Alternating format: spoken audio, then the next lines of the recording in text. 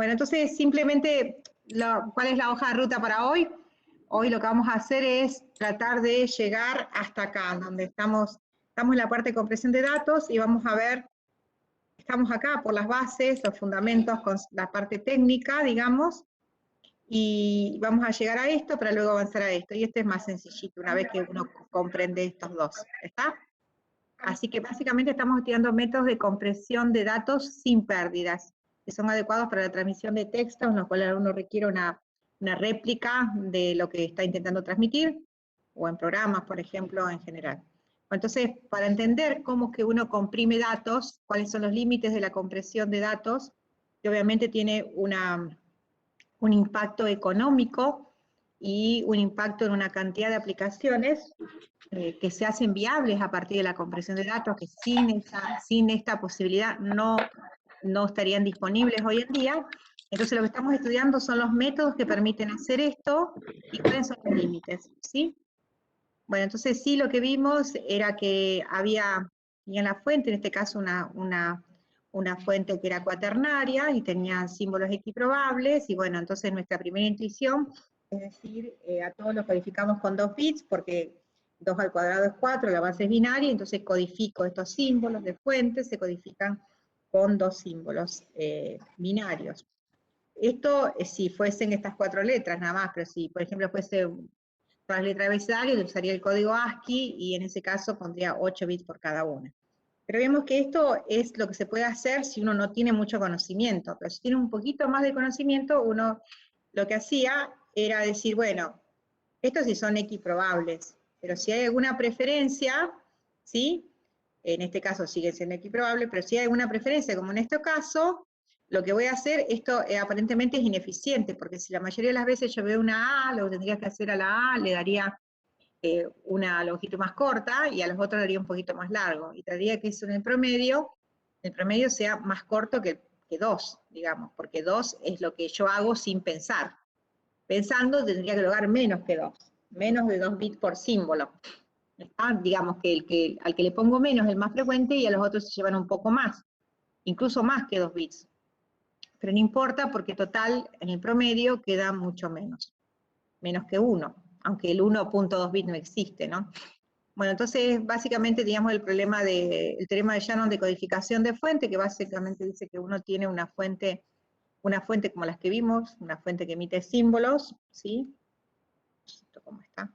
Una fuente que emite símbolos como ABCD o símbolos binarios directamente, que uno conoce la distribución de probabilidad de esos símbolos, que es lo que dice acá, y entonces vamos a poner acá un intermediario, una caja, que en principio ahora es blanca, una caja blanca en el sentido que vemos lo que hace adentro, y eso va a sacar otro tren de bits, donde ese tren de bits va a ser una versión, desde el punto de vista de ingeniería, más eficiente para transmitir que lo que es este, en el sentido de que conserva la misma cantidad de información que este tren de símbolos, pero digamos, tiene una cantidad de bits asociados que es inferior a lo que uno haría si uno lo pensase directamente, como hicimos en el primer caso, que era o usando código ASCII o metiendo una cantidad fija de bits por símbolo de fuente.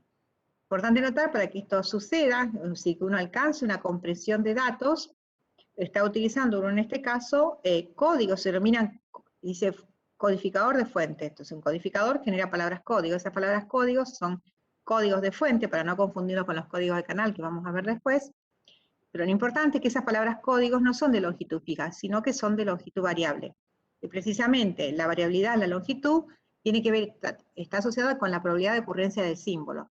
Y la probabilidad de ocurrencia está asociada con el contenido de información de ese símbolo. De tal manera que a los que contienen menos información, que son los más frecuentes, se le asignan palabras de códigos más cortas, y a los símbolos que tienen una frecuencia baja de aparición y por lo tanto tienen mayor contenido de información, se le asignan más códigos. Eso también tiene un sentido, digamos, como que si tiene más información, como que yo lo tengo que proteger más, de alguna manera. Miremoslo del otro lado, no lo miremos desde el punto de vista de ingeniería. Si tiene más información, lo tengo que proteger más. Le pongo más bits para no perderlo también, eso puede ser una idea. La otra puede ser, si tiene más información, le tengo que hacer muchas preguntas para entender qué es lo que realmente tiene. Eso también es otra idea. Y en todos los casos, esas preguntas diversas, de diversas desde diversas aristas, conducen al mismo lugar. Aquello que tiene información necesariamente tiene que usar más bits para representarlo. Entonces convenimos que había algo que se denominaba longitud de palabra código, de un código de fuente, que era el valor esperado de la longitud, donde la longitud de las palabras códigos era una variable aleatoria, cuyos valores eran desde L0 hasta LK-1, que son las longitudes. Entonces las longitudes expresadas por los valores de la probabilidad de que yo observe esas palabras código, y esas palabras código ocurren con la probabilidad de los símbolos que tienen asociados, genera este valor de la longitud promedio de la palabra código. La longitud promedio de una palabra, de un código, es precisamente eso.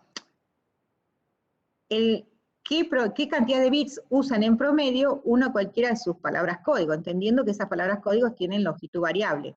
Y es como una métrica, ¿está? Entonces a mí me interesa saber qué tan lejos está esa longitud de palabra código respecto al mínimo, si es que existe, ¿Está? Entonces lo que nos dice Llano, ¿sí? Es que efectivamente este límite existe. Ninguna palabra código, ningún código que a mí se me ocurra, puede tener una longitud promedio de palabras código que sea más baja que la entropía de fuente. Si es más baja que la entropía de fuente, esa longitud promedio, que yo calculo así, ¿está? Que es el valor esperado de la longitud de las palabras código, que es una variable aleatoria, ¿está? Si yo hago esto, cruzo esta barrera, me voy por debajo de la entropía, nadie me dice que no lo puedo hacer, yo siempre puedo codificar, ¿está? Lo que no puedo garantizar es que vaya a decodificar. Y un codificador sin un no tiene sentido, ¿está? Es como que si ustedes tienen digamos un candado que no tiene la llave, una cosa así, es useless, no sirve para nada. Para que sirva tiene que tener las dos partes. Bueno, esto es igual. Por eso cuando la gente dice, ay, todo lo podés, creen que descubren la pólvora. Hay una cantidad de esos ensayos de la gente que dice, ay, lo hago así porque, está bien, haz lo que quieras, pero, ¿y el decodificador? Es decir, codifica cualquiera. No hay mucha ciencia en eso, todo el mundo le puede poner un código. Lo que tiene que garantizar luego es que lo pueda recuperar siempre. Y ese es el detalle. Digamos, la teoría de información lo que hace es justamente asegurar las dos partes, el codificador y el decodificador. Ahí está. Entonces, ¿por qué yo estoy interesada en estos límites? Y porque eso me dice que por palabra, si esto es cada vez más corto, se hace más pequeño y se acerca a la entropía de la fuente, cosa que yo puedo calcular, porque simplemente, si yo tengo la distribución de probabilidades de sus símbolos, puedo calcular la entropía, entonces si es el límite lo más chiquito que puedo hacer, entonces quiere decir que la cantidad de bits que estoy usando por símbolo tiene que ser igual a la entropía en el mejor de los casos, ¿está? Si yo penetro, trato de ir por debajo de ese valor, no voy a poder recuperar la información. Pero alguien me puede decir, ¿y no puedo codificar? Sí, podés codificar. ¿Cómo vas a hacer para volver? No tiene vuelta, ¿está? Entonces, eso es muy importante. Bueno, entonces acá dijimos rendimiento de codificación de una fuente, entonces que dijimos que el rendimiento se define como lo que yo hago respecto de lo que, digamos, de lo que puedo hacer, ¿está? Entonces, como ya el teorema de Llano me asegura que no hay código que sea obviamente decodificable, que tenga una longitud de palabra código promedio inferior a la entropía de la propia fuente, quiere decir que el rendimiento tiene que ser esto. Entonces, en general, como esto siempre va a ser mayor que la entropía, esto va a dar menor que 1 en rendimiento. ¿Está? Va a ser igual a 1 cuando mi codificador de fuente codifique igual que la entropía de la fuente. Y vamos a ver que eso ocurre solamente en ciertos casos. Bueno, entonces, ¿qué es lo que definimos? Bueno, definimos los códigos de fuente, que básicamente lo que hace es tomar los símbolos de fuente y asignarle una cadena binaria de una longitud variable. ¿Está bien? Entonces, ahí lo que convenimos es que hay ciertas cualidades de los códigos que nos interesan. Primero, que sea decodificable en forma única, porque si no es decodificable, no puedo volver. Codifiqué y no puedo volver a decodificar, es decir, no le puedo entregar la información original al receptor. La fuente tiró información, yo dije, mira, lo voy a hacer bien, lo voy a hacer rápido, por lo tanto voy a comprimir y no sé qué, y lo voy a hacer económico y no sé qué, y cuando quiero hacer la vuelta no tengo el decodificador. Entonces, lo primero que tengo que asegurar es que un código sea únicamente decodificable. Luego que aseguro eso, que ya vamos a ver cuándo se asegura, ya lo vimos, ¿qué es lo que vamos a hacer?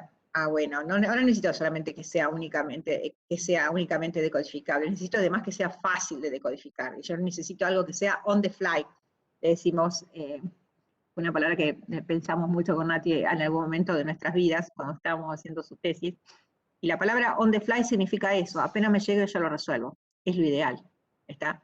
Es lo que la gente quiere. La gente no quiere que le manden un archivo y esperar hasta el final. Causa mucha molestia eso para el ser humano.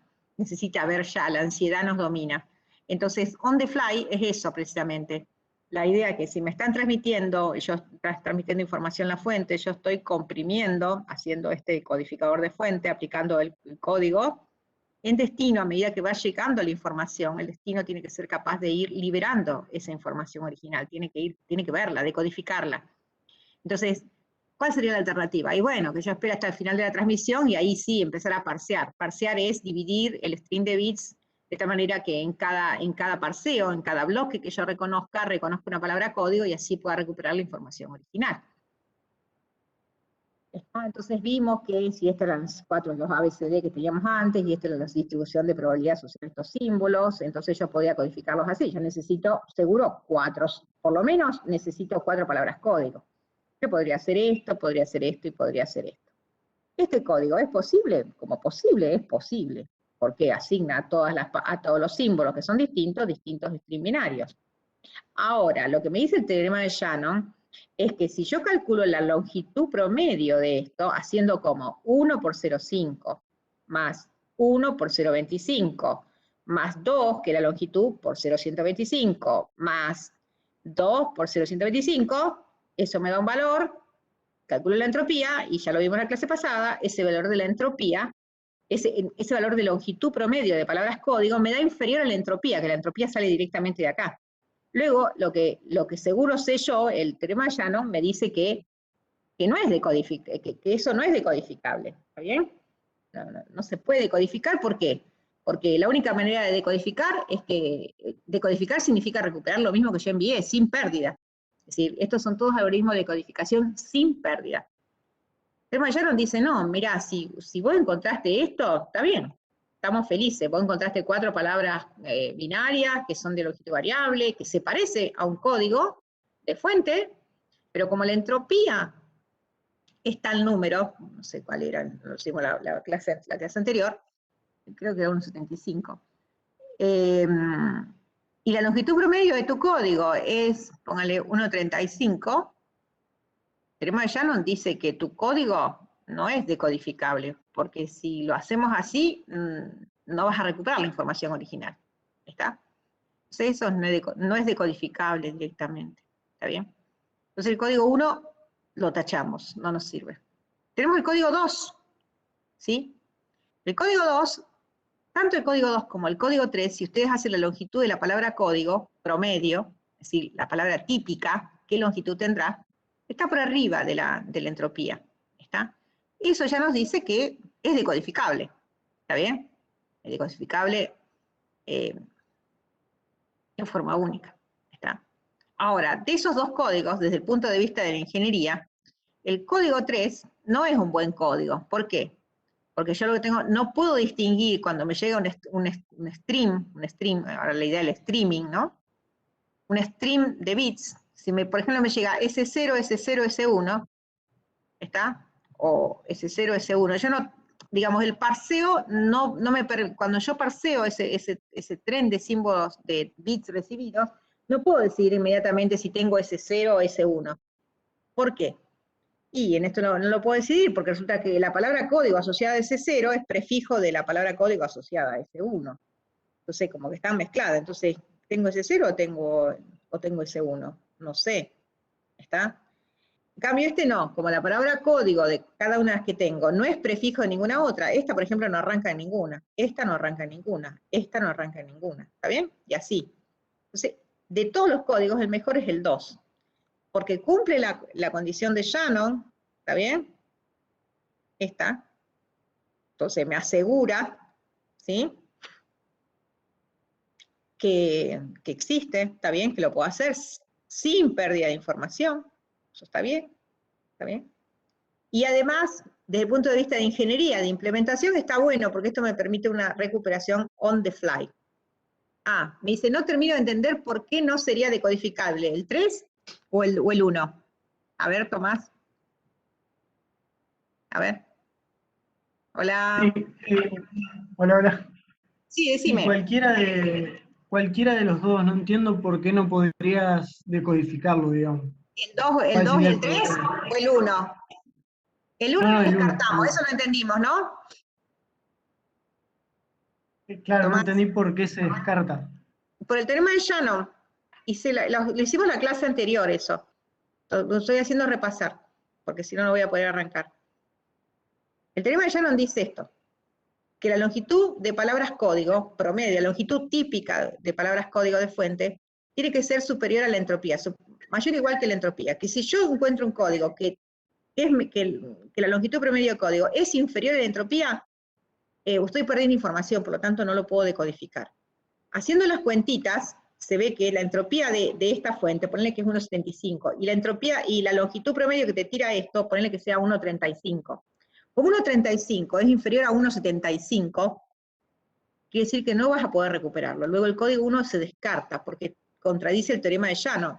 Vos podés codificar, pero no vas a poder decodificar sin pérdida de información.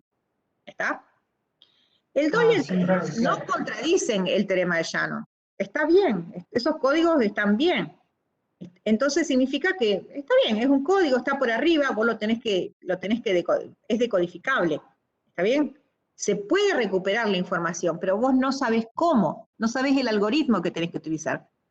En el caso del 3, te la vas a tener que ingeniar para encontrar, esto es como un laberinto. Alguien te dice, mira, el camino existe, es probable que haya varios, búscatelo. Nada más. Ya no lo que te dice es posible, no te dice cómo. ¿Está? ¿Se entiende? Claro. Sí, sí. Eso es un detalle sutil en toda la teoría de información. La teoría de información, en todos los casos, siempre te habla de existencia. Está en la mayoría de los casos. Y ha tenido que trabajar un montón la gente después para producir resultados que sean prácticos desde el punto de vista de ingeniería. Porque ya no es, la teoría es genial, dice, mira, existe, listo. Eso te deja, pues sí, ay, decime cómo, no sé. La matemática dice que esto existe. Bueno, arreglate la vida, tirate 10 años de investigación y vas a encontrarlo. Y eso es lo que sucedió. Toda la parte, toda la parafernalia de resultados existenciales que habla la teoría de información, requirieron 50 años más para demostrar. Lo que estamos haciendo nosotros acá es no sé, en las pocas semanas que tenemos, tratar de resumir esa idea de que siempre hay una existencia primero y una demostración después. Y que el que hizo la demostración de existencia no es el mismo que hizo la demostración práctica de que esta es la forma que se hace. Entonces, el código 2 y 3 son los dos decodificables, porque cumplen, están bien por arriba de la entropía, no hay problema. ¿Está bien? Son decodificables. Bien. Ahora, ¿cómo se decodifica? No hay necesidad que te lo digan. Simplemente arreglátela, vos sabés que esto tiene que ser decodificable. ¿Está? Bueno, buscarás un algoritmo. Nadie te dice que el algoritmo sea sencillo, de que sea eficiente, no. Estamos hablando de que es decodificable. Ahora, pensando en eso, se puede poner, de hecho vos podés poner ese código, poner ABCD y probar con diferentes secuencias en un programa, una simple simulación, tirar al random unas letras ABCD con las probabilidades estas, y con este código, y tratar de recuperar el mensaje original, es decir, el stream de bits original, de símbolos originales. Y vas a ver que no es tan fácil, vas a tener que esperar hasta el final. Es decir, te tienen que decir, pues sí, acá arrancá y acá terminé. Recién cuando terminaste, usando el código de la columna 3, vas a poder decir quién es la secuencia original que vino. En cambio, con el 2, no, con el 2 no hay necesidad.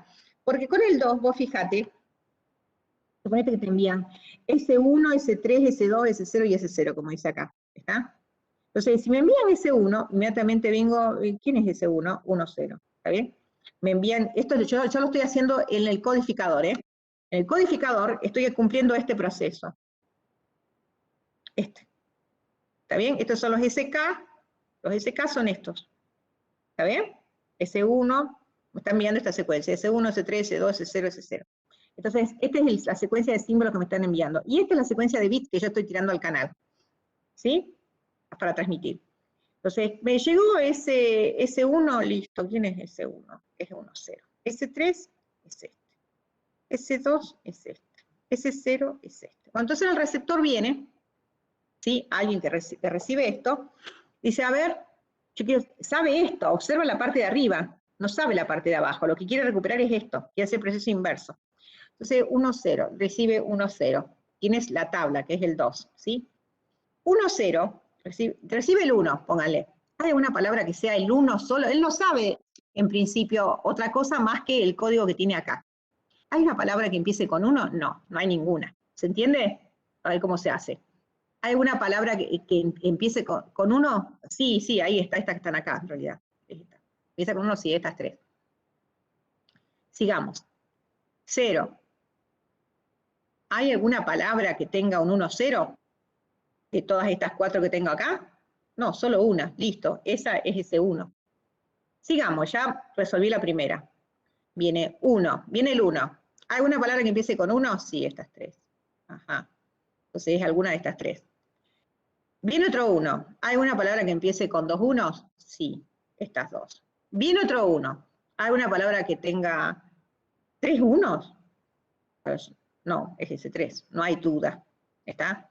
Entonces, cada vez que viene un símbolo, y así puede hacerlo con el resto, cada vez que viene un símbolo, yo inmediatamente lo puedo decodificar, no hay duda. En cambio, si yo aplicase este código, van a ver, repítanlo, háganlo a mano, no da.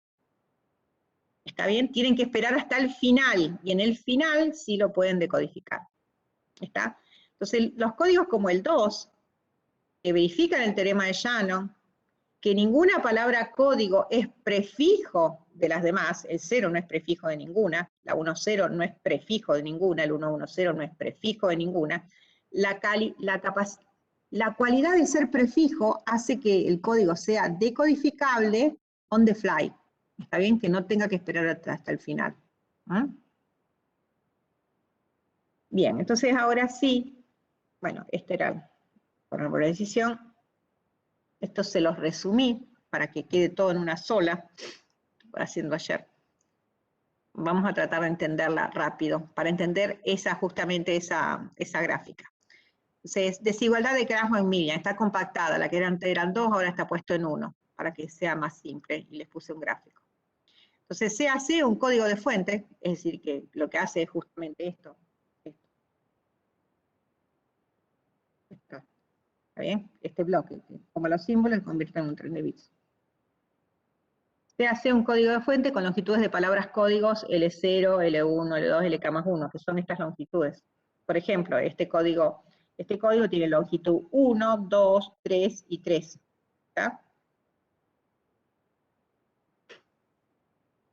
Con esas longitudes. Entonces C es únicamente decodificable, ¿sí? Sí y solo sí se cumple esta condición. Sí y solo sí. Quiere decir que si C es decodificable, entonces las palabras códigos tienen que cumplir esta condición. ¿Está bien? Si las palabras código no cumplen esta condición, ¿está bien? Digamos, es decodificable, entonces esto. Si no cumple esto, entonces no es únicamente decodificable. Es una manera de hacerlo. Después dice sí y solo sí. Entonces, la otra, ¿cómo se lee al revés?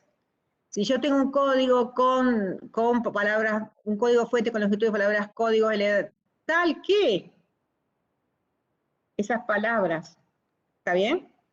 Verifican esta relación, entonces existe un código C que es únicamente decodificable. Si yo hallo uno, tengo que hallar uno, alguna versión, tengo que definir esto, es decir, cuál es la composición, que es únicamente decodificable. ¿Está bien? Entonces, fíjense que el teorema de Krafft-Macmillan como que les da con sí o sí, pero no habla de código prefijo. En realidad habla de este tipo de códigos, habla de esto. ¿Está bien? Dice, bueno, si es únicamente decodificable, entonces con longitudes, por ejemplo, en este caso, 1, 2, 3 y 3, entonces esas longitudes deben cumplir esa relación. Si no las cumple, entonces no es decodificable. ¿Está? Únicamente decodificable. Pero no habla nada de que sea prefijo, que es lo que nos gusta desde el punto de vista de ingeniería. Para eso hay que esperar unos años más. Acá estaba Leon Krafft y no sé qué, Macmillan, ¿está bien? Voy a esperar un poquito más y ya habla de códigos prefijos. Entonces, para los que estaban dudando de eso, acá aparecen todos los códigos de fuente. Todos los códigos de fuente son los malos y los buenos, ¿está? Son los del tipo 1 incluso. Todo lo que se les pueda ocurrir. Los que son únicamente decodificables son estos, los que cumplen esta desigualdad, la de Krafft-Macmillan. ¿Sí?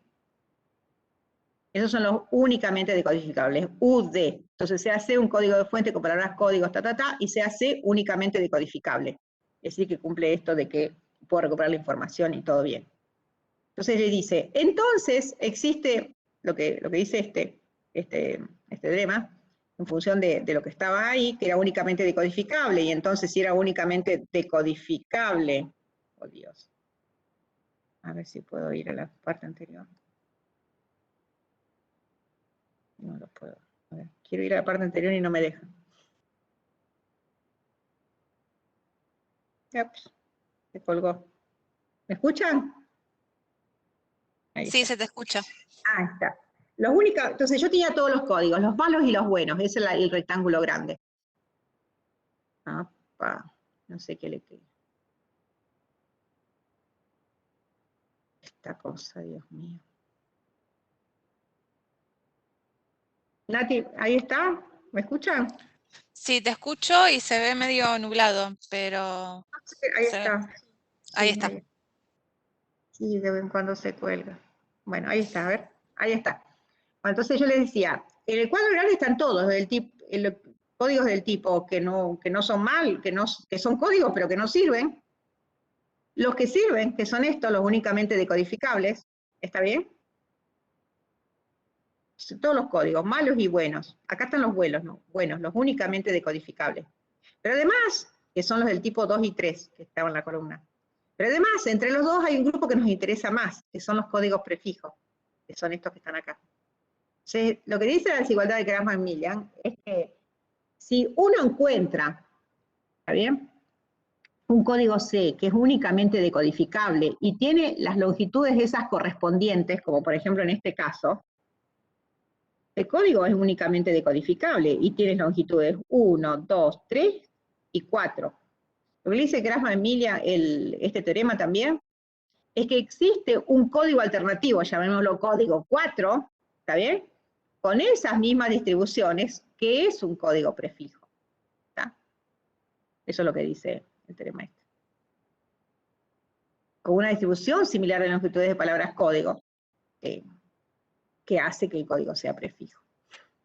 Bueno, entonces nada, esto es como ir achicando cada vez, fíjense, están todos los malos y los buenos. Acá están los buenos, acá están los que son buenos y rápidos.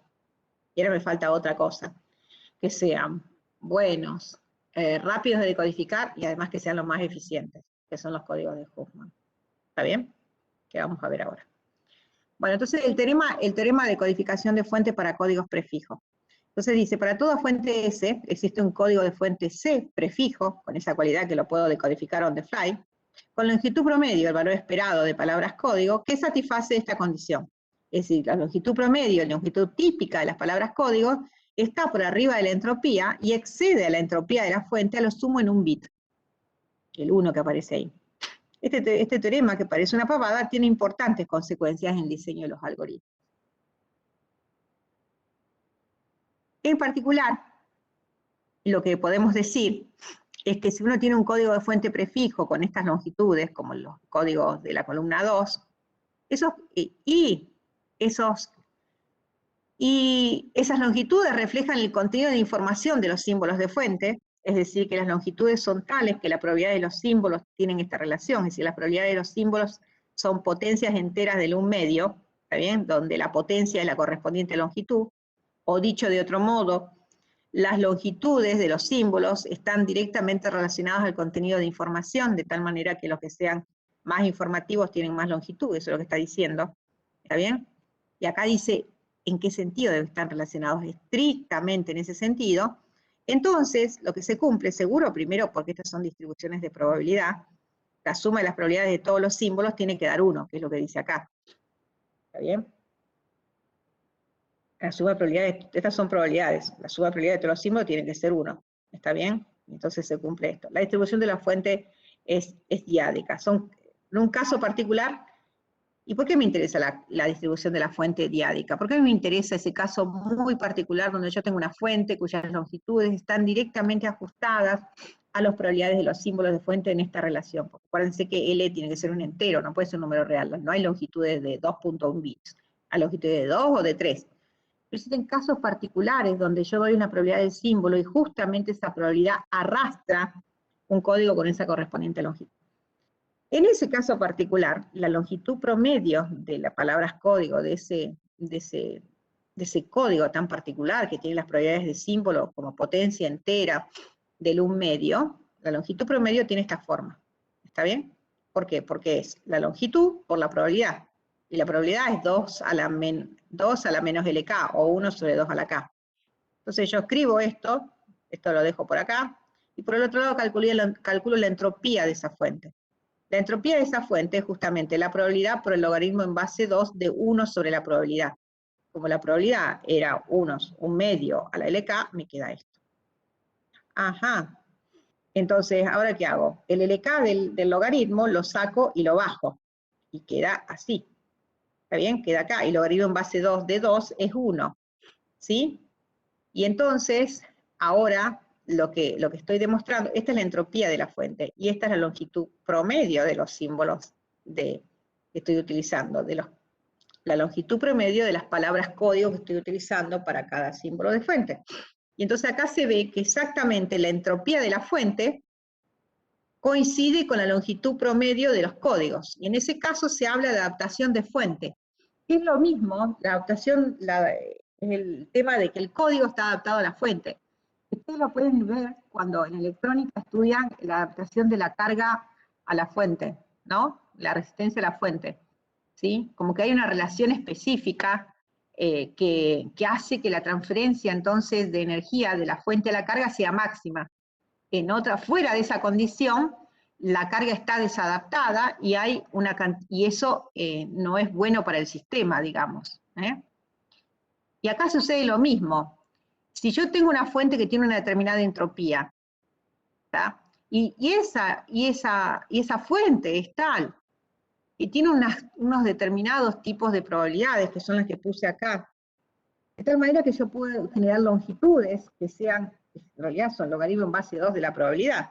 ¿Está bien? Asigno exactamente longitudes que tienen en cuenta el contenido de información. Mientras más información, más bits. Menos información, menos bits. Si yo soy capaz de hacer eso exactamente, ese es el mejor código que puedo hacer. ¿Por qué? Porque exactamente alcanzo la entropía. Recuérdense que yo había dicho, el teorema de Shannon, que lo máximo que puedo hacer es esto, es decir, el código más eficiente que se acerca, el que es igual a la entropía. Y acá justamente me quedo igual a la entropía. ¿Está? Es decir, que es como que ideé el código de fuente que mejor comprime, porque por debajo de eso no puedo hacer nada mejor, porque el límite es la entropía de la fuente. ¿Está? Bien. Entonces, digo, pero esto no siempre es posible, porque esto solamente es posible cuando las probabilidades de los símbolos de fuente son de la forma 1 medio, 1/4, como estas. A ver. Estas son 1 medio, 1/4, 1/8 y 1/8. ¿Sí? Y esas todas suman 1. Ajá. Y justo da. ¿Está? Justamente el código que uno hace, fíjense, logaritmo en base 2 de 1 medio. Le da menos 1.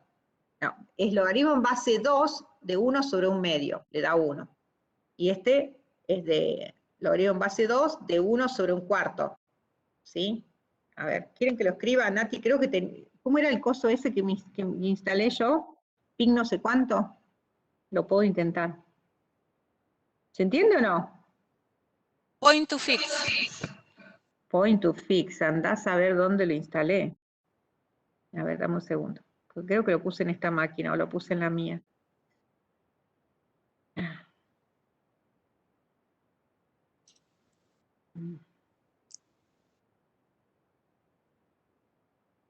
No lo tengo. No lo instalé en esta máquina. Esta máquina no es mía, así que no voy a hacer nada. No voy a tomar riesgo en esta máquina que no es mía. Bueno, pero esencialmente de lo que se trataba era que esto era 1 sobre 1 medio. Esto era 1 medio, 1 cuarto, 1 octavo y 1 octavo. Para hacer el contenido de información asociado a esta probabilidad, ustedes tienen que hacer el logaritmo en base 2 de 1 sobre la probabilidad. Así que esto le da 1, esto le da 2, este le da 3 y este le da 3. ¿Está bien? Fíjense que las longitudes de las palabras código coinciden exactamente con esos valores, con los contenidos de información de cada uno de los símbolos. Y son valores enteros, exactos. Le da entero, este 1, este 2, este 3, este 3. No es que le da 1.2, el otro le da 2.75, en cuyo caso esas longitudes no son posibles. ¿Está? Cuando ustedes pueden ajustar exactamente de esa manera, están diciendo que están adaptando el código a la fuente, y el código está siendo excepcionalmente bueno. Está tocando el límite. Más que eso no se puede hacer, más que eso no se puede comprimir. Eso es lo que está diciendo. ¿Está? Bien.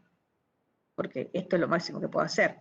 ¿Está bien? Y para un código de fuente prefijo, lo máximo que puedo hacer es esto. Y lo peor que puedo hacer es la entropía más un símbolo. ¿Está bien? Siempre existe un código de fuente prefijo que está entre este valor. Esto es lo mejor. Y por acá estoy pagando un bit de peaje. ¿Sí? Y eso puede ser un problema. Bien. Entonces, digamos, lo mejor que podemos hacer es cuando justamente las distribuciones de probabilidad de los símbolos son tales que me permiten elegir las longitudes como el contenido de información de cada uno de ellos. Y esto solamente ocurre cuando los símbolos verifican una distribución diádica de probabilidad. Bien. Bueno, entonces, como mi objetivo es siempre quedarme acá, y no siempre puedo, porque solamente lo puedo hacer en este caso particular en realidad. Puedo hacer acá, cuando las probabilidades verifican que son de la forma 1 cuarto, 1 octavo, ¿sí?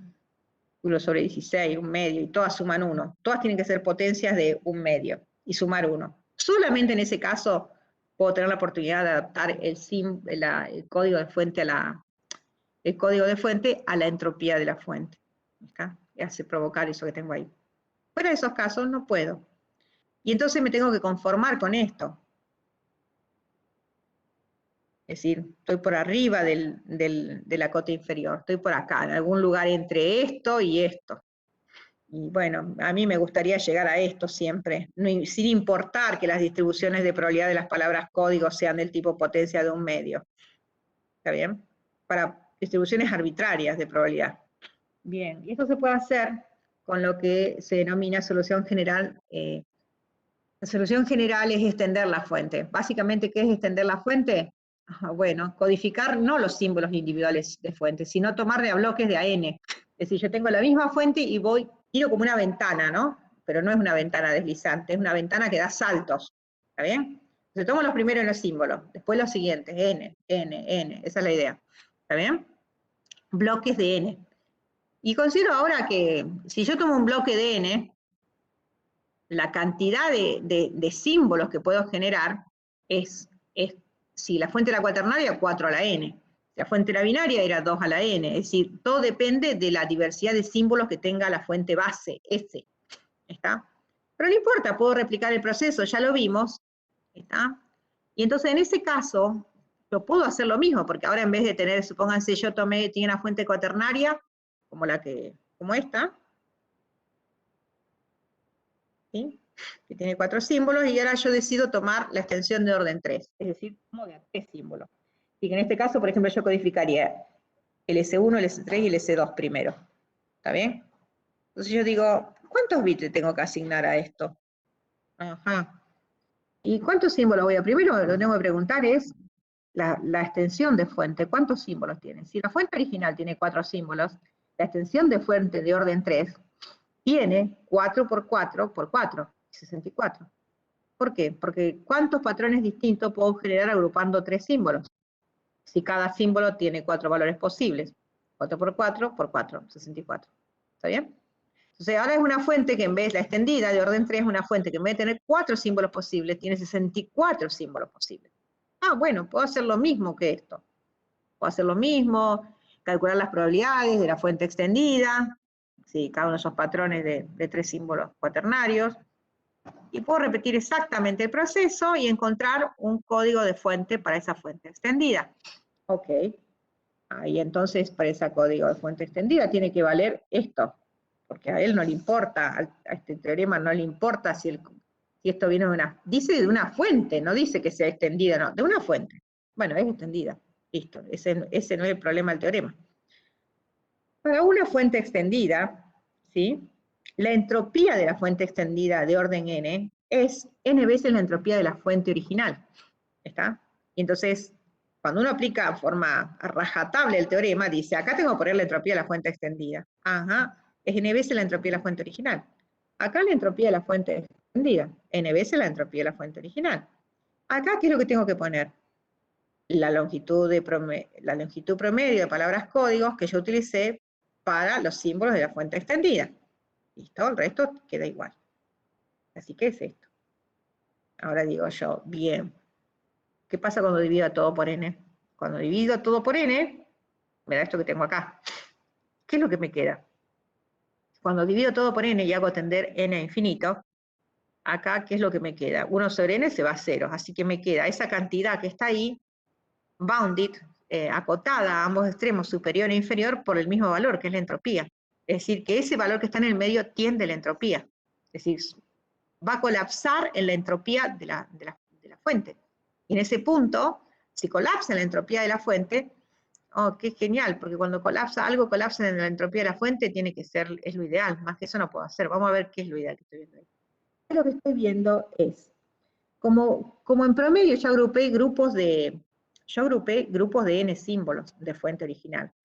Y como esta es la longitud promedio de palabras código de la fuente extendida, acá lo que estoy diciendo es, y la fuente extendida, cada símbolo en realidad lleva adentro n símbolos de fuente original, esto me está diciendo la cantidad de bits que yo estoy utilizando en promedio por símbolo de la fuente original, que finalmente es lo que hago en codificación de fuente, bits por símbolo. Así que me está diciendo que los bits por símbolo de fuente original colapsan en la entropía. Ah, y fíjense que acá no me dicen nada de cuál es, no que la distribución de fuente tiene que ser diádica en la fuente esta original, puede ser cualquier arbitraria. Entonces lo que me están diciendo acá es, bueno, si usted quiere hacerlo bien óptimo y que en promedio esto le dé como la límite de Shannon, usted lo que haga es no codifique de a cada símbolo original. Agrupe 4 o 5, calcule la fuente extendida y proceda como si esa fuese una nueva fuente original. En el promedio le va a dar exactamente el límite de Shannon. Es decir, usted alcanzó lo mejor que podía hacer. Eso está bueno. ¿Por qué? Porque entonces me saco de encima un bit que está molesto acá. Porque acá lo que me está diciendo es que, en general, lo que puede pasar es que yo, en el mejor de los casos, esté acá, pero en el peor de los casos está agregando un bit por cada símbolo que yo estoy transmitiendo, estoy agregando un bit de más. ¿Está? Si no alcanzo este valor. Y eso es un overhead, lo que en comunicaciones se denomina overhead, una sobrecarga inútil, porque yo tengo la opción de ir más para atrás. El problema es que yo no lo puedo hacer. ¿Está? No es que no esté permitido hacerlo. Desde el punto de vista de ingeniería, no estoy haciendo lo mejor que puedo hacer. Y en ingeniería se trata de eso, alcanzar el límite porque eso es más económico, lleva menos tiempo, bueno, en comunicaciones por lo menos. Entonces ese es mi problema que yo no lo pude hacer. Entonces ahora llego hasta acá, sí, digo, ¡ay! Ahora lo puedo hacer. Resulta que ahora justo la cantidad de bits que estoy utilizando por cada símbolo de fuente original coincide con la entropía. ¿Por qué es esto? Lo hice. Ah, y además ahora a esa fuente no le estoy pidiendo que los símbolos tengan esa distribución tan particular de que son de la forma un medio, un cuarto, un octavo y todas suman uno. No, puede ser un tercio, un séptimo, lo que sea, la fuente arbitraria. Y consigo el límite de Shannon. ¿Cuál es el precio que estoy pagando? Entonces, lo que estoy pagando para lograr la adaptación del código de fuente a una fuente arbitraria es, primero, que lo que tengo que hacer es, bueno, la interpretación esta está ampliado para entender esto. Este valor que está acá, lo que estamos diciendo es, esto que está acá en gris, dice, es el promedio por cada grupo de n símbolos. Por cada grupo de n símbolos yo tengo este valor. ¿Sí? a ver, lo podría hacer, a ver si lo puedo extender un poco más, está hecho así para que quede bien, pero lo podría poner, si no, después me voy a olvidar. Ups, no me deja. Sí, toma el conector. Bueno. La idea es que esto que está acá, en redondito, esto que está acá, es la cantidad de bits por grupo de n símbolos de fuente. N veces estos símbolos. Al dividirlo yo por n, lo que saco son la cantidad de bits por símbolo de la fuente original, no el de la fuente extendida. Estos son cantidad de bits por símbolo de fuente extendida. Pero como en la fuente extendida, cada símbolo de la fuente extendida viene de n símbolos, ¿está bien? Entonces estos son los bits por símbolo de la fuente original.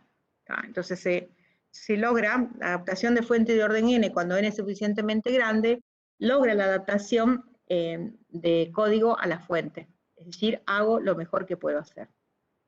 Ok. Entonces, observar que cuando uno trabaja con fuente extendida, ¿sí? Hay cosas que pueden ser convenientes o no. Entonces, acá viene lo de siempre, en comunicaciones, no sé, después podemos discutirlo eso, cómo se diferencia este área de otras áreas. En comunicaciones está muy claro qué es lo que hay que hacer, no hay tantas variables, en todo caso las variables son contadas, y siempre es visible, en la mayoría de los casos, el costo-beneficio.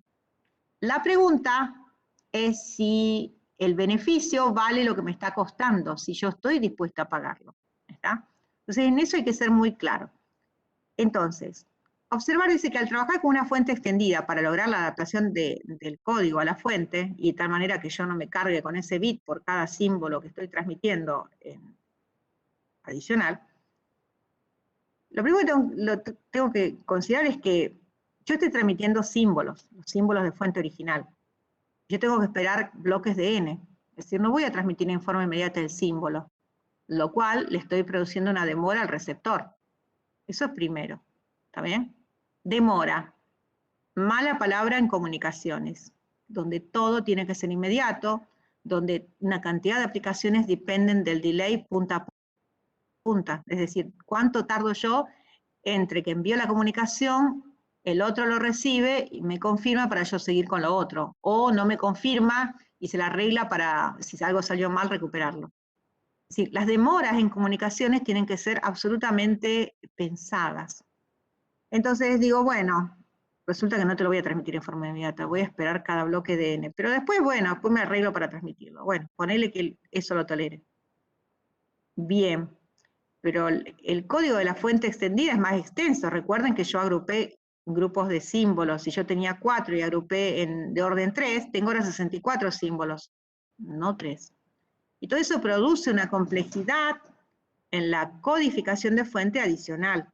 Es decir, eso es software otra vez es software que tiene que correr, que otra vez ocasiona más demora porque es más complejo, bueno, listo. Eso por un lado, en la codificación, en el transmisor. Bueno, pónganle que me la arreglo. Dice, bueno, no será inmediato, pero le pongo potencia ahí al transmisor, que es costo, que es hardware, que es lo de siempre, y mando, me arreglo para codificar. Listo, la codificación no es problema. Ahora, ¿qué pasa en el receptor? El receptor, como tiene que recuperar algo, primero que la cantidad de símbolos es más extensa, porque antes tenían 4 para decir, tenía una tabla ahí escondida, ¿está bien? Entonces decían, bueno, este o aquel. Acá tiene 64. Recorrer esa tabla, hacer una búsqueda de una tabla de 4, ¿está bien? Un lookup table, una LUT, como le dicen, ¿está bien? No es lo mismo recorrer una tabla de 3 que recorrer una tabla de 64.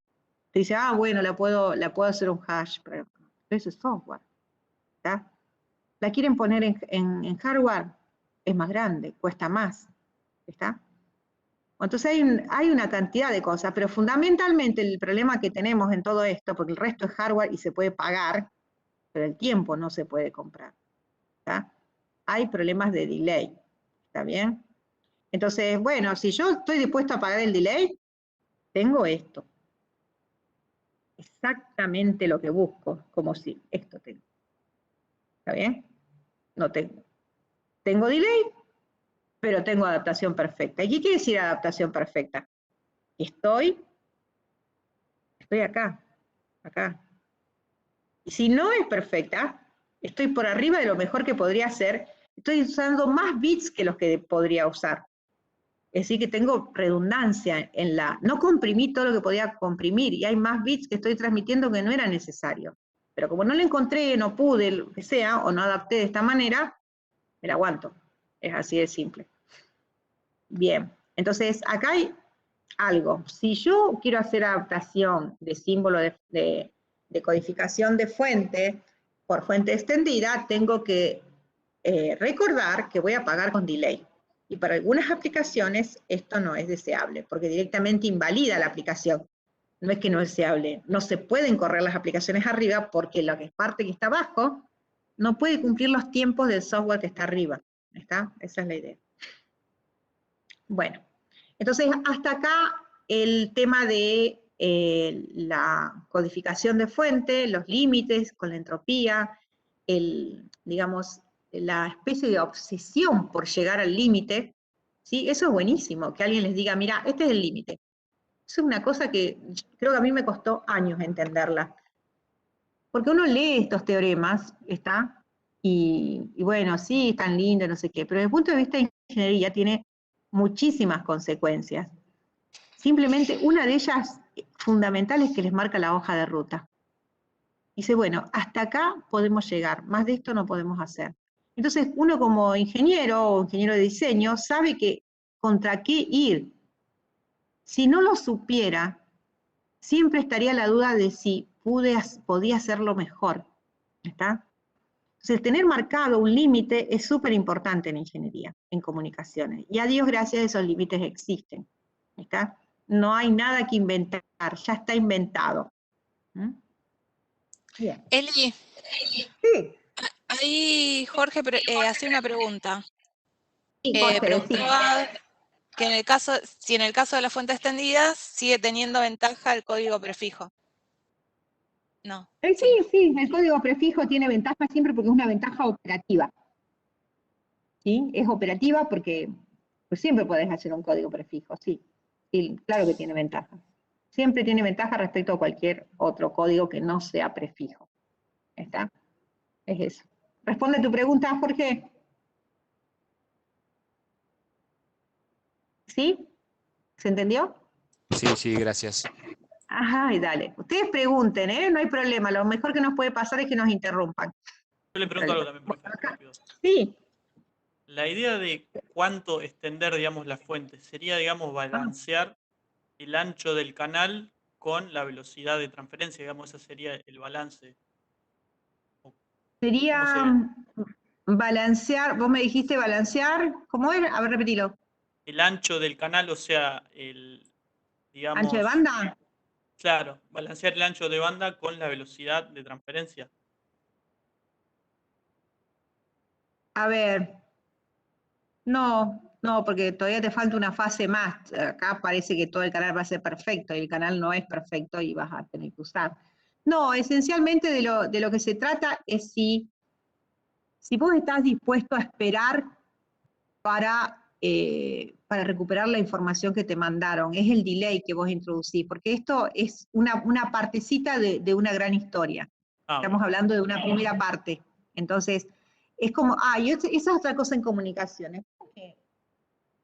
Me parece que eso también ahora vale más que nunca, antes no era tan evidente. Cuando ustedes tienen que diseñar, tienen un problema complejo, hay una tendencia a resolver todo en una. ¿Está bien? Esto lo hace genial, lo hace todo junto. Bueno, eso en comunicaciones nunca se hace. Nunca. En comunicaciones todos los problemas, todo el gran problema de comunicación, que tiene muchos aspectos, uno de ellos es comprimir la fuente lo más que se pueda, ¿está? Se resuelve de una vez. Y una vez que se resuelve, se avanza. Nunca se vuelve sobre los pasos. Yo comprimí. Ahora dice, bueno, listo, tengo mi fuente lo más linda, lo menos redundante posible. Todo lo que hay vale. Cada bit que salió en el tren de bits es absolutamente necesario. Ninguno sobra. Listo, me quedo en ese lugar. Ahora digo, no quiero que nadie vea esto. Estoy re preocupada, no quiero que nadie lea lo que voy a transmitir. Bueno, lo vamos a encriptar. otra vez. El encriptado tiene un precio. ¿Está? Tiene un precio. ¿Qué van a tener que agregar? Bits. Tienen que agregar bits. Ah, bueno, entonces, ¿y para qué comprimí? Ajá, porque ahora me quedó, es como que hice un ahorro, ¿está? De bits. Y ahora vienen otros problemas que van a necesitar bits. Entonces los bits me los voy a gastar en resolver los otros problemas. Y así voy a ir de a pedacito, ¿está? Y cada problema que resuelva va a implicar el uso de bits adicionales, que eran los primeros que me ahorré, y tiempo de procesamiento, tiempo. Cuando me dé cuenta, voy a sumar tiempo en cada bloque que haga. Y cada una de esas cosas van a permitir, cuando yo sume esos tiempos, como una cuentita de verdulero, ¿sí? Cuando yo sume esos tiempos me van a dar un punta a punta. Y eso va a decir que yo, desde que salí de la fuente hasta que llegué al receptor, tardé tanto. Ajá. ¿Y si esos tiempos exceden lo que yo esperaba? Y hay una cantidad de cosas que no se pueden hacer. ¿Sí? Así que bueno, más o menos eso. No quiero hablar de ancho de banda ni nada, porque en realidad eso se ve al final, ¿está? Y es eso. Por ahora es simplemente la historia de que yo quiero hacer una codificación de la fuente que sea óptima en el sentido de que cada bit que yo obtenga sea absolutamente necesario su presencia. ¿Está? Porque me los quiero guardar porque después lo voy a volver a usar. ¿Estamos? Sí, Bueno. ¿puedo hacer una pregunta? Sí. A ver si entendí bien. O sea, yo cuando extiendo la fuente, por ejemplo, de orden 3, espero 3 sucesos de esas fuentes para empezar a la codificación. ¿Es así? Exacto, 3 sucesos de esa fuente te generan un símbolo de los 64, suponiendo que la fuente fuera cuaternaria. Y ahí Entonces, en puedo realidad, generar, sí. y ahí puedo Ahí generar tenés una nueva un símbolo codificación de... con, Claro, con código prefijo, por ejemplo. exactamente. Pero para Claro, fuente de 64, no para la fuente de 4. claro. ¿Se entiende? Sí, sí, sí. El único inconveniente que tendría es el delay porque tengo que esperar a 3 códigos para empezar a decodificar. Ese sería el problema. Exactamente. ¿Está? Entonces, bueno, ahí transmitiste la menor cantidad de bits posible, pero tardaste. Tuviste que Listo. esperar 3. Muchas Y gracias. eso es un problemón. ¿Sí? Gracias. Bueno, buenísimo.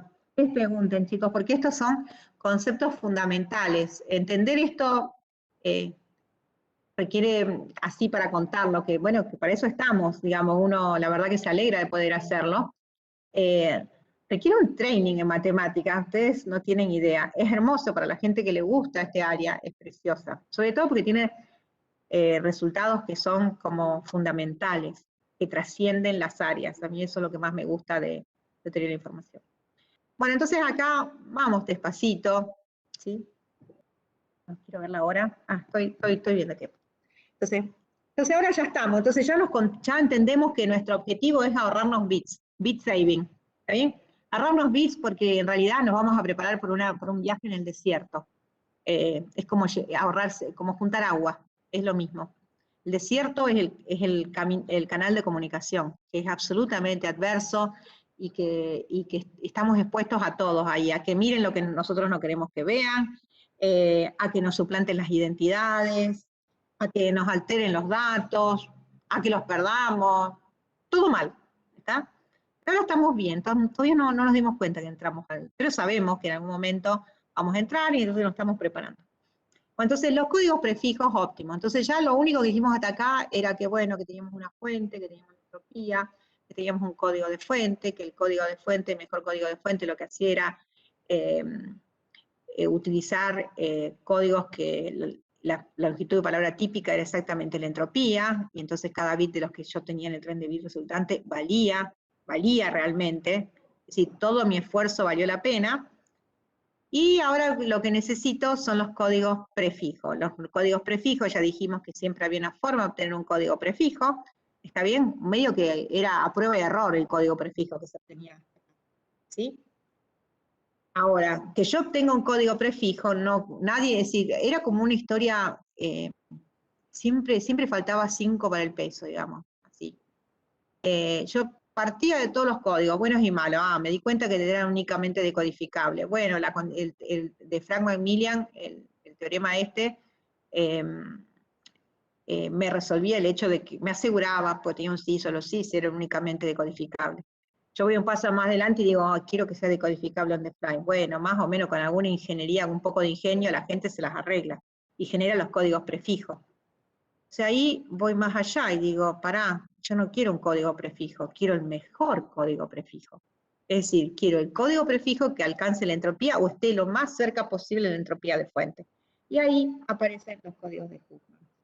Códigos de Huffman, acá está puesto todo en castellano, Huffman Code, David Huffman, en 1952, la historia es muy famosa, siempre se los conté, el que está a la izquierda es Robert Fano, y el que está a la derecha es justamente Huffman. Ya no es 1952, sino que esta foto data de, las dos creo que datan de 1975, ¿tá? Pero esto se hizo en 1952. Bueno, Robert Fano también, es un poco de historia, pero a mí siempre me fascinó esta cuestión. ¿Cómo fue que llegamos hasta acá? Es decir, cuando uno cuenta un teorema, trata que la gente comprenda la importancia del teorema, tiene que entender el desafío que significó eso, para qué sirvió, si no es como una cosa que no tiene sentido, por lo menos para mí. Bueno, entonces, alguna vez le conté que este es el caso del estudiante que supera al maestro.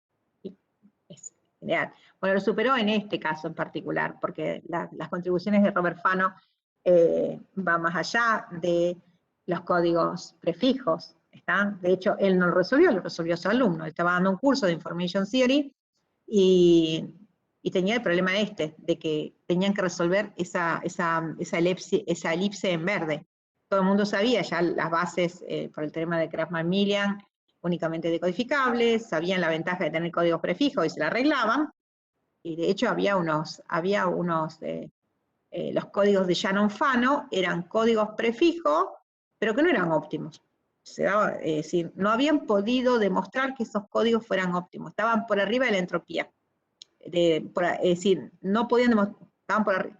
Digamos, obviamente que no traspasaban la entropía, pero no se acercaban tanto como podían. Es decir, no podían alcanzar, no necesariamente tenía que ser la entropía, sino tenía que asegurarse que esos estuvieran lo más cerca posible de la entropía. En ese sentido que tenían que ser óptimos. Sí, yo tenía que asegurar que no había ningún otro código que lo pudieran hacer mejor que ellos y que fuera prefijo. Ok, la condición es que fuera prefijo. Desde el punto de vista de ingeniería deseable. Entonces, bueno, Robert Fano, creo que ya se los conté, resumidas cuentas, curso de Information Theory, y le propone a los alumnos o estudian toda la materia o tratan de dar una solución a este problema. Este señor eligió resolver el problema. No sabía que era el problema de su profesor. Y cuenta la historia que finalmente lo resuelve. Un día antes, cuando ya estaba por abandonar, tuvo la how moment y lo resolvió. Una hojita, así literal. Y este algoritmo es casi que está en todos lados, en ingeniería está en todos lados, en todo lo que sea manejo de multimedia y demás, rascan y lo encuentran, digamos, en las normas, en todos lados. Y esto se hizo en 1952 y va a seguir usándose, porque no es un algoritmo es un algoritmo que se basa en principios fundamentales, esa es la cuestión. ¿Sí? No es algo que se me ocurrió y bueno, empírico, no es empírico, está fundado.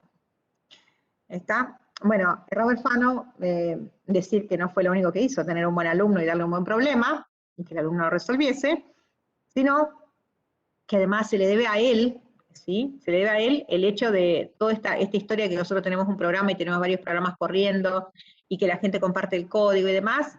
Él fue el primero que resolvió los sistemas de computación time sharing, en tiempo compartido. La lógica esa se lo reconoce muchas veces como el padre de Internet, hizo muchísimas cosas, participó en la parte de inteligencia artificial, en los primeros avances de inteligencia artificial. También fue uno de los ingenieros que desarrolló el primer sistema para, un hito en la biología molecular es en su momento el descubrimiento de la estructura de la hemoglobina, es decir, la proteína, una proteína que es súper importante para los humanos. Es relativamente chica, pero entender cómo era su forma tridimensional era súper importante porque podía servir para explicar una cantidad de cosas. Si era posible hacerlo para ella, era posible hacerlo para otros. Bueno, imagínense, año 1962 creo que era eso, año 1962, 10 años más tarde, Robert Fano ayuda a generar el primer sistema y lo hizo sobre un osciloscopio, era ingeniero, ¿está? sobre un osciloscopio ayudó a generar una visión tridimensional de una proteína. Ahora con el COVID ustedes lo ven todos los días en la tele, pero eso no era tan fácil en ese momento, y era electrónico, y tuvo que entender los detalles de qué era lo que quería esta gente que venía de un mundo tan distinto como la biología. Así que bueno, esto dedicado a Robert Fano, más que a Hoffman. Ahora nos vamos a concentrar en el descubrimiento de Hoffman. Entonces estamos acá, esto se entiende, ¿no? Todos los únicamente codificables, los códigos prefijos, y ahora los códigos prefijos que lo hacen mejor que nadie. No hay nadie que lo haga mejor que ellos, en el sentido de acercarse al mínimo valor posible. Es decir, son los menos redundantes. Los otros siempre le ponen un bit de más, digamos, esa sería la historia. Bien. Entonces, los códigos de Huffman presentan el L óptimo, en el sentido de que no habrá otro código prefijo que lo haga mejor que ellos. ¿Está? Bueno, ¿cómo se hace? Primero de lo que se parte es uno tiene los símbolos de fuente y tiene que tener la distribución de probabilidad. Y si no lo tiene, la calcula. ¿Está bien? Los ordeno. Lo puedo ordenar como yo quiera. Yo los ordeno en forma creciente y otros lo ordenen al revés. Lo importante es el código de Huffman. Les da, no hay otro que lo haga mejor, digamos, aunque hay varios. ¿Está? Y ante esta técnica pueden generar varios. No hay, digamos, como que es óptimo en ese sentido. Una vez que encuentran uno, ustedes están seguros que a lo sumo otros lo harán igual, pero nunca lo podrán hacer mejor. A eso me refiero. ¿Está bien? Entonces vamos a verlo. Este es el algoritmo en general, pero no es eso lo que necesitamos, sino necesitamos ver cómo funciona para entenderlo. Pero entonces primero primero ordeno los símbolos en función de sus probabilidades, izquierda, derecha, ¿está bien? Por ejemplo, luego tomo dos símbolos de la fuente, los menos probables, es decir, los dos de más a la izquierda, los agrupo y genero como un nuevo símbolo, y ese nuevo símbolo le agrego una probabilidad, y así voy generando una estructura de árbol. Ahora vamos a ver que este algoritmo genera efectivamente las palabras código que necesito. Entonces vamos a ver cómo se hace. Pónganse que yo tenga esta fuente, ¿está bien? Esta fuente, si yo la miro, pónganse que no tenga las probabilidades, vamos a hacerlo completito. Pónganse que yo no tenga las probabilidades, ¿sí? Y yo diga, bueno, yo ni siquiera me gasto mucho. Digo, bueno, voy a transmitir ASCII. ASCII son 8 bits, ¿no? Nati, 8 bits, ASCII o 7 bits, nunca sé muy bien. 7. Bueno, yo acá le puse 15 por 8 ASCII extendido. Tengo que ponerle ASCII. ¿No? Bueno, sí, no sé, sí. Pone que, bueno, después lo modifico, ya no estamos para, bueno, 8 bits, supónganse que puedo hacerlo, que se guarda así, por ejemplo, en el lenguaje de programación, ¿cómo guardamos los caracteres, Nati, con un byte? ¿Sí? Sí, puede ser con byte, sí. Sí, tranquilamente. Entonces, bueno, si son caracteres, bueno, listo, un byte. No me gasto mucho, esa es la historia. Ajá. Entonces, para transmitir todo este stream de símbolos de fuente, que son 4, veo que son 4 nada más, ¿cuánto me gastaría yo? 120 bits. Ay, ¿qué son 120 bits? No son nada, pero si vos tenés que transmitir hasta alta velocidad es un montón. Mucho ancho de banda, mucho todo. Entonces la respuesta es que si lo quiero hacer mejor, ¿está bien? Con Huffman utilizaría muchísimos menos bits que 120 bits. Muchísimo menos. ¿Está? Y lo podría decodificar. Y sería prefijo. Está genial. Esa es la idea. ¿Cómo lo hago? Bien. Entonces, lo primero que tengo que hacer, si no me dan las probabilidades, tengo que estimar las probabilidades. ¿Cómo estimo las probabilidades? Cuentita de verdulero. Este es suficientemente grande, tendría que ser 20, pero no me daba la pantalla. ¿Está? Como Fermat, que dijo, no me da la hoja. Igual, no me da la pantalla. Entonces yo puse 15. ¿Listo? Bien, puse 15. Entonces después primero tengo que contar cuál es la diversidad. Y hay ABCD, no hay más que ABCD. Este es el tipo S0, S1, S2, S3. 4 símbolos nada más. Fuente cuaternaria. Ok. Listo. Calculo las probabilidades de esos símbolos. Como no las tengo, las estimo. ¿Cómo estimo las probabilidades? Y bueno, como yo tengo 15 casos totales, me fijo cuán frecuente es cada una de las letras. Por ejemplo, la B está 1. ¿Cuántas hay? Una sola está la B. La A, ¿cuántas está? 2, 3, 4, 5. ¿Sí? La C, bueno, podría hacerlo y le regreso este cuadro. La B está 1, la D está 3, la A está 5, la C está 6. ¿Ahí se entiende? ¿Sí? Entonces ahí lo primero que hice, primero estimar la diversidad de símbolos. Me doy cuenta que es cuaternaria, que es ABCD. Listo, eso está bien. Pero ahora las ordeno, esas, en función de las probabilidades. Lo que tengo arriba son las cantidades de veces que está. Pero para estimar las probabilidades tengo que contar y dividirlo por el número de casos totales. Tengo que dividirlo por 15, porque tengo 15 símbolos. ¿Está? Bien, entonces tengo 1 sobre 15, 3 sobre 15, entonces le da un quinto, y así. ¿Está bien? 5 sobre 15 le da un tercio. 6 sobre 15, 2 sobre 5. ¿Ahí estamos de acuerdo? Entonces, esto es lo que necesito. Tengo que transmitir algo, si no me dan las probabilidades de eso, las tengo que estimar, para lo cual tengo que calcular las frecuencias, caso para listo. Estos son todas cuentas que un ordenador y un programa pueden hacer, digamos, una computadora y un programa, en Python tranquilamente lo puedo hacer, o en C o lo que quieran.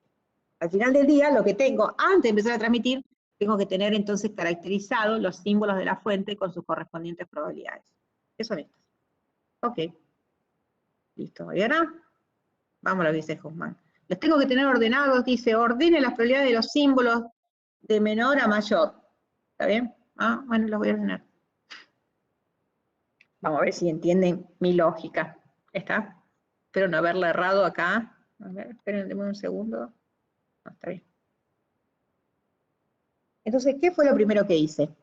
Ordené B, D, A, C. Fíjense que las probabilidades son 1 sobre 15, 3 sobre 15, 5 sobre 15, 6 sobre 15. Las puse así, en sobre 15, porque así, no las simplifiqué porque así me permitía graficarlo. ¿Se entiende hasta ahí? Se puse los nodos. En principio eran todos grises, todo el mismo color. Y les puse el ID.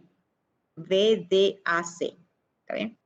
Entonces dice, tome los dos nodos con las menores probabilidades. ¿Ok? ¿Quiénes son los menores? Los que están más a la izquierda. Estos dos.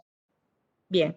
Y genere un nuevo nodo, llámelo de la forma que quiera, no me interesa, yo lo llamo B más D, pero se podría llamar de la forma que quiera. B más D es la suma de los dos, como que es B o D, eso es lo que dice. Y asigne como probabilidad la suma de las probabilidades. La suma de probabilidades es 4 sobre 15. Listo.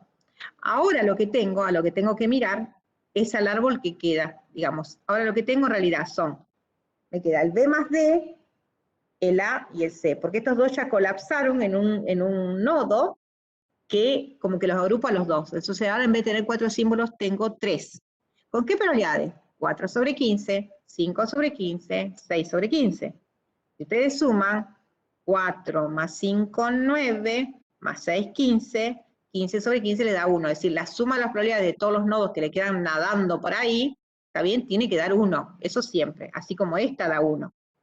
Bien, entonces ahora tengo este nodo, el B más D, el A y el C. Repito, es iterativa la solución. Repito la idea. Ordenemos en probabilidades. Justo me quedaron ordenados, pero si no lo fuera, yo me la tendría que arreglar. Tome los dos que tienen menor probabilidad. Ajá, es este, 4 y 5. Colapse en un nodo, y al nodo S, asígnele la suma de las probabilidades de los correspondientes nodos. Entonces el nodo se va a llamar B más D más A. Y como probabilidades le voy a asignar la suma de las probabilidades de los nodos que originaron ese nuevo nodo. Es este, 4 sobre 15 más 5 sobre 15. Entonces genero el 9 sobre 15. ¿Qué nodos le quedaron? Me quedó el B más D, a todos los que colapsé ya me los olvidé, el B más D y este, el C. Son dos nada más. Listo. Tome los dos nodos con menor probabilidad, son dos, son esos dos. Súmelos y genere un nuevo nodo con las correspondientes probabilidades. Cuando tenga uno, termine. ¿Hasta ahí está bien? Me da 1, listo, terminé. Fíjense que en cada caso, esto parece un jueguito, ya no lo es, estoy dando la receta. Después vamos a ver en forma intuitiva por qué se hace así, ¿está? Pero no más que eso, no tenemos tiempo para hacer una demostración formal. Pero tienen que entender cómo es esto. Bien. Entonces, lo primero que se ve es que ¿para qué hago esto? Todavía no les dije para qué. Lo único que estamos es jugando. ¿Está? Ah, mira, genero un árbol, cuando llego hacia el final me quedo en 1, las probabilidades suman 1, en cada caso los nodos que quedan andando, digamos, en el juego, las probabilidades tienen que sumar 1. Los árboles que me quedan son todos binarios. binario es un árbol que tiene un nodo y 2 hijos nada más siempre. Fíjense, este con 2 hijos. Este que está acá tiene 2 nodos hijos. Este que está acá tiene 2 nodos hijos. Profe, perdón, una pregunta. Sí. ¿Qué pasaría si hubiesen 3 nodos con la misma probabilidad? ¿Cómo lo sumás? No, se eligen 2 random y no pasa nada. Ah, ok. Sí. Todas esas cosas, una cosa, esa es típica de los programadores o de las random. Elegí cualquiera, los 2 primeros, el primero y el tercero, el segundo y el tercero, no importa. Con tal que no contradigas las reglas que escribimos. ¿Sí? Todo lo que no está prohibido está permitido acá, una cosa así, como los abogados. ¿Sí? Bien, Sí, entonces lo que veo acá, tengo un árbol binario que es este, tengo otro árbol binario que es este, y tengo otro árbol binario que es este que está acá. ¿Sí? ¿Hasta ahí estamos de acuerdo? Bien, ahora vamos para lo que nos sigue. Bueno, entonces listo, ahora me voy a sacar todo encima todo eso y voy a mirar. Ahora lo que hago es etiquetarlo. ¿Está? Y lo que voy a usar es una regla, una regla contraria. El árbol es binario, todos los conectores, ¿cómo se llaman, Nati? Nunca me acuerdo eso. Los nodos y Los nodos, las ramas y las hojas. las nodos, las ramas y las hojas, sí. Los conectores entre 2 nodos, ¿cómo es? Ramas. Sí, las ramas, las branches, o edges. Eso, Sí. bueno, sobre estos conectores se elige. Como son binarios, yo tengo izquierda o derecha, malo o bueno. Bueno, yo elegí a la izquierda un 1, todo lo que sea a la izquierda de cada árbol binario, un 1, y a la derecha un 0. Entonces, hago esa regla. Primer árbol binario, 1, 0. Tengo acá, 1, 0. Acá, 1, 0. Listo, se acabó. ¿Está? Ajá, y ahora leo. Arranco de acá y digo, a ver, B. Nati, esto es de abajo para arriba, ¿no? Puede ser al revés igual. Sí, la lectura final lo leemos del código después queda, digamos, lo leemos sí, pero queda al revés. Lo puedo hacer así, 1, 1, 1. O al revés. Sí, Acá da 1, 1, igual, 1. digamos. Acá te da igual. Pero Sí. acá no da igual. No. Yo acá lo leo Está bien. 0, 1, 1. Sí. Está bien, 0, 1, 1. Sí. Sí, eso estaba, digo, a ver si esto, bueno, no, entonces está bien la flecha, está todo bien. Estaba porque esto de hacerlo gráfico acá. Porque hay otras versiones que son un poco más, lo hacen en forma horizontal. En el libro no está tan claro, en el libro no está explicado así, ¿no, Nati? No, está explicado en forma horizontal, como una tabla, y se dificulta, me parece más. Una pregunta. Sí. ¿Para que sea prefijo no tendría que ser de abajo para arriba nomás? Sí. Estamos haciendo así de abajo para arriba. Eso. Ah, perfecto. Ahí está. Bueno, entonces ahora sí etiquetamos. Esta fase es de etiquetado. Etiquetado es elegir, tomamos una decisión que puede ser 0 o 1, es decir, yo elegí 1 izquierda, 0 derecha, pero puede ser al revés y también está bien. Pero lo importante es que lo mantengan, ¿está? Entonces, con ese criterio, 1, 0, 1, 0. Entonces, ahora, ¿cuál es la palabra código asociado al símbolo B que era el menos probable? Simplemente tengo que buscar el camino hacia el nodo raíz, que en este caso, entonces va a ser 1, 1. ¿Cuál es el código binario que corresponde al símbolo D, que tenía esta probabilidad? 0, ¿está bien? 1, 1, no hay otra manera. ¿Cuál es el código que corresponde a este símbolo, que era más probable, 5 sobre 15? Fíjense que allá es este y este, no hay otra manera de llegar a la raíz. ¿Y cuál es este que tiene más probabilidad? 0. Ajá. Pero ese no es prefijo, ¿sí? A ver. A ver este. A ver, Nati. Sí, se leen así como lo están leyendo. Él dice, no, porque está al revés. ¿Puede ser eso, Nati? Con la tabla que vos pusiste acá. Claro. C, B, 0. Claro, sí. Al revés. Sí. Bueno, están. Entonces los recorro al revés. Exactamente. Ahí, el saving te da igual. A ver, este 1, 1 te da igual. Este es. 1, lo recorro al revés. 1, a ver, acá. Si no arranco de acá, 1, 1, 0. Si no lo tengo que leer al revés. ¿No? Ujú. 1, 0. Ahí, esto. Ahí. Y ahí te da 0. ¿Está bien? Ahí está. Sí, sabía que había algún problema cuando lo hice esto. El resto da igual. Bien, entonces ahí tengo los símbolos. Yo elijo de acá. Sí, depende cómo los mire. Pero acá es cierto que te da una palabra código. El 111 no es prefijo de ninguna otra. El 110 no es prefijo de ninguna otra. Está bien. Están invertidas nada más. Bien. Entonces cuando yo tengo esto, ahora sí tengo símbolos B, D y A. Los ordené. ¿Está bien? Bien, los ordené. ¿Y ahora qué es lo que tengo que hacer? Ya tengo las palabras código. Los recorrí, busco del nodo raíz hasta el nodo hoja. Busco el camino. No hay más que un camino que me conecte. La cuestión sería, ¿hay más de un camino que me conecte desde el nodo raíz hasta el nodo hoja? Que es el nodo que no tiene ningún hijo. Y no, la respuesta es no, porque es un árbol binario, no voy a encontrar otro camino. ¿Se entiende eso? Digamos, como que no hay duda ahí. Lo único que puedo tener duda en el sentido, como dudé yo recién, pero no hay otra relación. Bueno, entonces ahora sí. Entonces ahora vamos a resumir qué es lo que sucede ahora. A ver si esto verifica lo que uno esperaba. Bien. Los símbolos eran B, D, A y C. Bien. Las probabilidades de menor a mayor, 1,15, 1,5, 1... Bueno, podría haber puesto las otras probabilidades, pero no importa. Lo hice para calcular bien el contenido de información. La palabra código era eso. Bueno, listo. ¿Son códigos longitud variables? Sí. Era lo que esperaba. ¿Qué longitud tienen? Tienen que estar en la onda de los que tienen menor probabilidad tienen que tener mayor longitud. Y los que tienen mayor probabilidad tienen que tener menor longitud. No tiene que haber contradicción en eso. Bien. A ver, ¿qué longitud tienen? 3, 2 y 1. Y está bien, porque el de mayor probabilidad tiene menor longitud. ¿Se ve hasta ahí? ¿Se entiende? Chicos. Sí, sí. Bueno, Sí, sí. está bien. Entonces, ahora, ¿qué es lo que me pregunto? ¿Se acuerdan que la adaptación de la fuente se daba idealmente cuando la longitud salía directamente del contenido de información? ¿Está?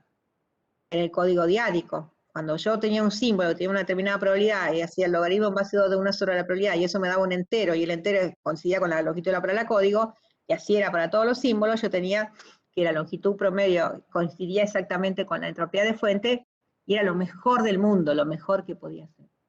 Bien, vamos a ver si esto más o menos se acerca.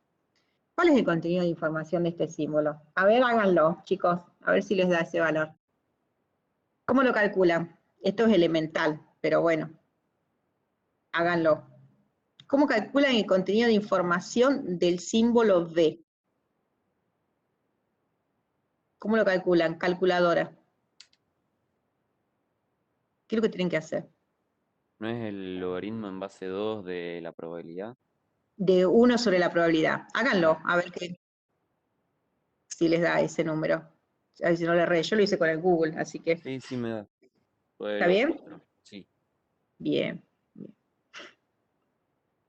Bueno, entonces, estos símbolos dan, pero eso le da el contenido de información de uno cualquiera de los símbolos. Si yo digo, esta fuente, ¿qué contenido de información tiene por un símbolo cualquiera? ¿Cómo lo hacen?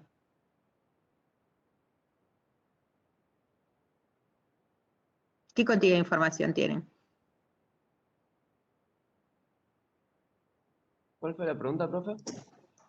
¿Qué contenido de información tienen ustedes?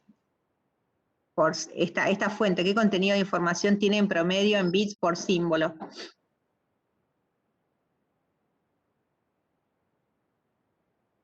La ¿Qué contenido entropía tiene? sería. Claro, la entropía, tienen que calcular la entropía. ¿Y cómo lo hacen? Y ya ustedes tienen el contenido de información de un símbolo cualquiera, y tienen la Eso correspondiente probabilidad del símbolo. ¿Cómo calculan la entropía? es la probabilidad de cada símbolo por su contenido de información y cada uno Ajá. lo sumás, es la sumatoria. Exacto. Cuando hacen la cuenta, verifíquenlo que da 1,78. A ver si da bien.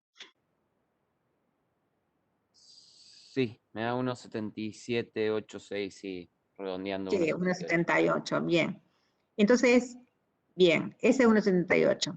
Así que, si yo fuese Así que ese sería, si yo tuviese un código ideal, ¿está bien? Ideal, ese código tendría que tener una longitud de bits por palabra código igual a ese valor en promedio, ¿está? Que es 1,78. Bueno, significa que en promedio yo por cada palabra código tendría que utilizar solamente 1,78 bits en vez de 8 bits. ¿Se entiende? ¿Se entiende eso? Idealmente, mi código debería tener esa cantidad de bits por cada símbolo. Esa es más o menos la idea, 1,78. Pero yo puse 8. Así que, en realidad, idealmente, yo me podría ahorrar, ¿sí? Por cada, en vez de transmitir por cada símbolo 8 bits, yo tendría que transmitir 1,78 nada más. ¿Está? Y entonces me tendría que estar ahorrando respecto de los 8 bits esa cuentita que hice ahí. Entonces ahora hagamos la cuentita. Entonces esto es, digamos, lo que hay que pensar. La entropía, lo que les está diciendo, es lo que ustedes podrían, a dónde ustedes podrían llegar, 1,78 bits por símbolo. ¿Está? No les dice que sea con un prefijo, les dice que se puede llegar hasta ahí. Ese es el primer teorema. ¿Está bien? Después el código prefijo les dice que están entre ese valor y ese valor más 1 bit. ¿Está bien? Así que vamos a verlo. En promedio. Bueno, ahora hagamos la longitud promedio de este código. Hagan la cuenta, esa cuenta la hice. ¿Cómo hace la longitud promedio?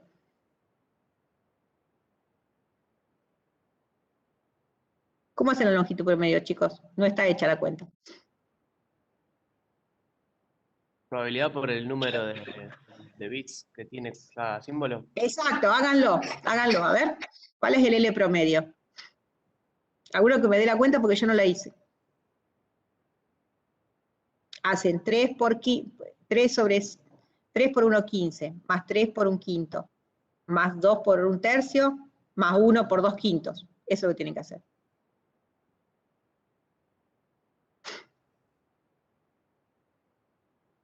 $1,86 me dio a mí, no sé si está bien. A ver, ¿qué tenés que hacer para verificarlo? ¿Algún otro que lo haga por otros caminos distintos? Y ahí chequean.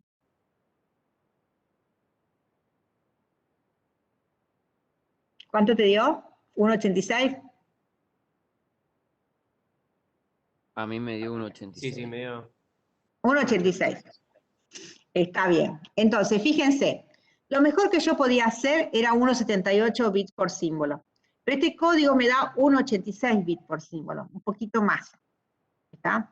Pero en todo caso, está un poquito por arriba nada más. Es decir, si yo llegase al límite del 1,78, cosa que puedo hacer con una fuente extendida, no necesariamente con un código prefijo, ¿está? De alguna manera lo puedo hacer, pero bueno, no es con este en particular. Digamos, con un código prefijo, si yo le pido que además sea código prefijo, es decir, todo no se puede en la vida. Digamos, lo mejor que puede hacer es 1,80 y pico. Así que no voy a ganar un 70, no voy a producir un saving de bits respecto al código ASCII extendido ese que tengo de 8 bits, del 77%. Quizás sea menos, hagamos la cuenta. ¿Cuánto sería? 8 menos 1,86 dividido 8. ¿Está? Para saber la idea, eso mide cuántos bits me estoy ahorrando respecto de los 8 bits. ¿Se entiende? ¿O no? ¿Se entiende la cuenta? La cuenta es simple, acá no hay ecuaciones raras ni nada. Simplemente es de lo que yo hubiese puesto. Pero ahí no son los bits que me estoy ahorrando respecto de los 3 bits. No, son los bits que me estoy ahorrando respecto a los 8 bits. Hipotéticamente yo le ponía 8 bits. Ahora le voy a poner, este código le está poniendo 1,86. Se pueden hacer muchas cuentas.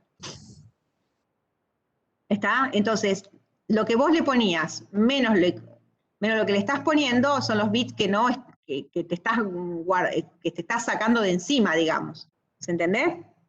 ¿Se entiende o no? Sí. Vos ponías 8 bits y ahora vos ponés 1,86. La diferencia es lo que no pusiste, lo que te estás ahorrando.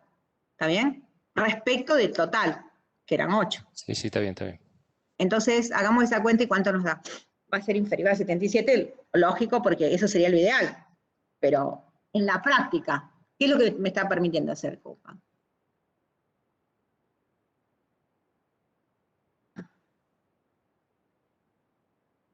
¿Qué número les da? 76,75%. Ah, estoy bastante cerca. Ajá. Sí, 76 puntos. Bueno, listo. Este es el código óptimo, en el sentido de que, bueno, mejor con esta fuente que tengo y estas probabilidades que tengo, mejor que esto con un código prefijo, no lo voy a poder hacer. ¿Está? Digamos, no hay otro código que produzca un número inferior a ese valor, eso es lo que estamos diciendo. ¿Hay otro código que produzca el mismo valor? Sí, porque yo podría haber tomado, en vez de la decisión de poner 1, 0 a la 1 a la izquierda, 0 a la derecha, al revés, y hubiese dado lo mismo. Sería de la misma longitud, todo sería igual, lo único que sería otro código. Está el código de Huffman, no les tira un código único, único en el sentido de que es el único. Lo que sí les tira es lo que sí estamos seguros que el valor, el resultado que produce en términos de estas métricas es el mejor que podrían haber alcanzado. ¿Hay otro? Sí. ¿Hay otro mejor que lo haga mejor que este? No. ¿Está? Que sea prefijo, ¿no?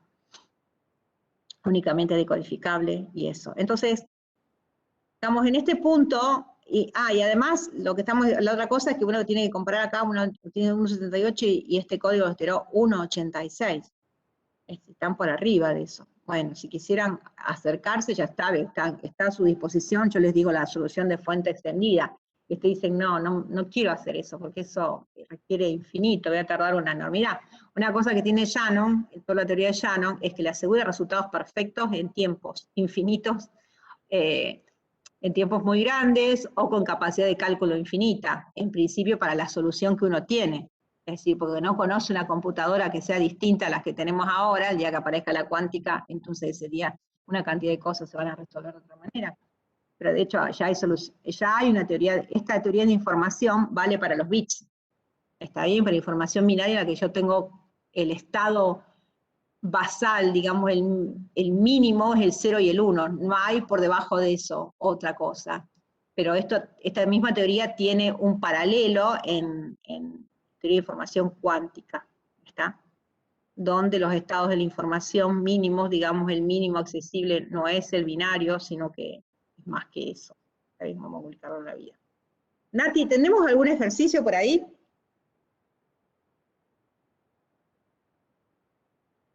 Ahí busco.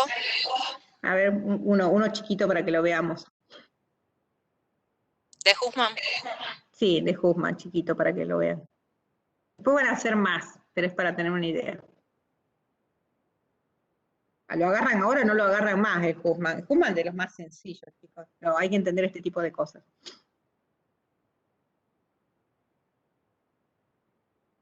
Ahí. Ahí dejé de compartir, Nati.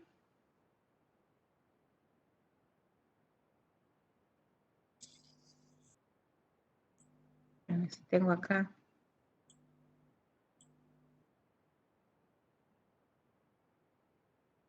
Ups, Ahí va en mi acá. pantalla.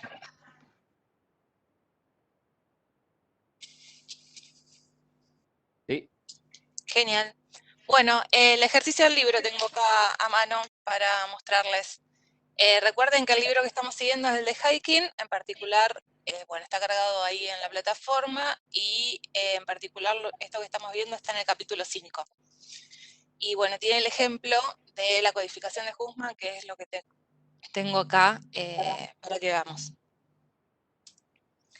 Bueno, lo que dice el ejercicio es que hay una fuente de 5 símbolos con las probabilidades dadas ahí. Entonces, lo primero que tenemos que hacer, según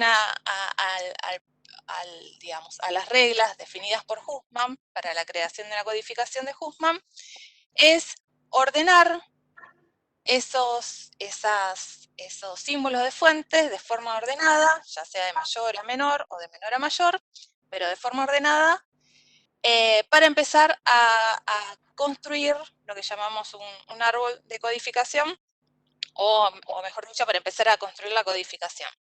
Entonces, como recién veíamos, lo primero que dice es que, bueno, veamos cuáles son los símbolos.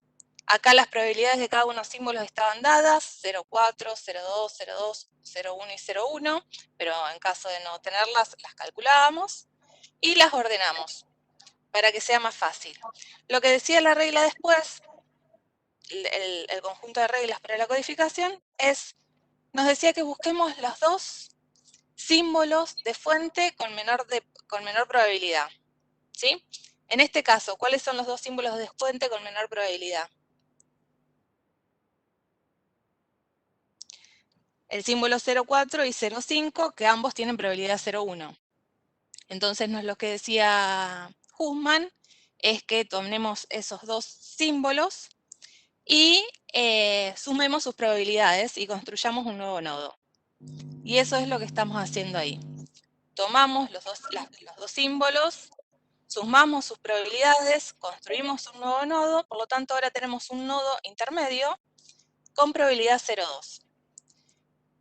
Volviendo para atrás, cada uno de los símbolos de la fuente lo vamos a llamar hojas de este árbol que estamos construyendo, y los cálculos intermedios los vamos a llamar nodos del árbol.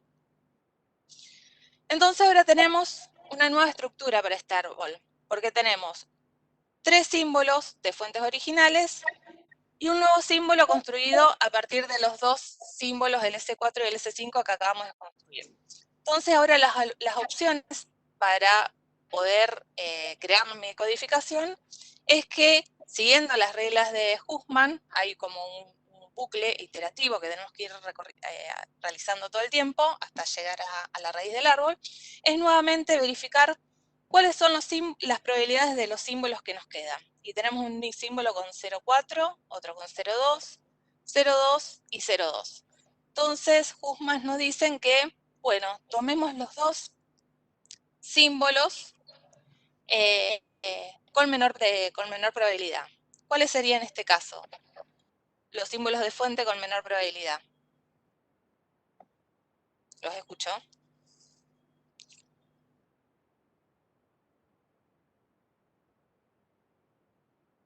¿Cuál sería? ¿Chicos? ¿S3 o S1? Podría ser S1, S3, pero también tengo este nodo que tiene 0,2, digamos. S1, S3 y este nodo intermedio que creé, los tres tienen igual probabilidad. Entonces la pregunta ahí, tengo que tomar los dos de menor probabilidad. ¿Cuáles tomarían ustedes?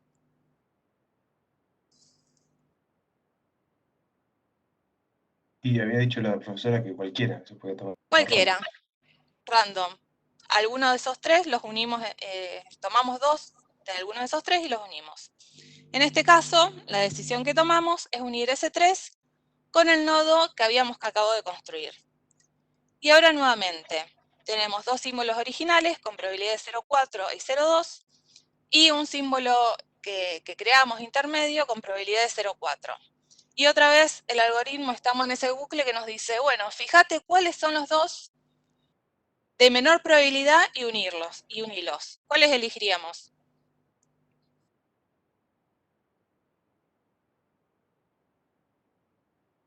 ¿Cuáles uniríamos? Nodo y el S1.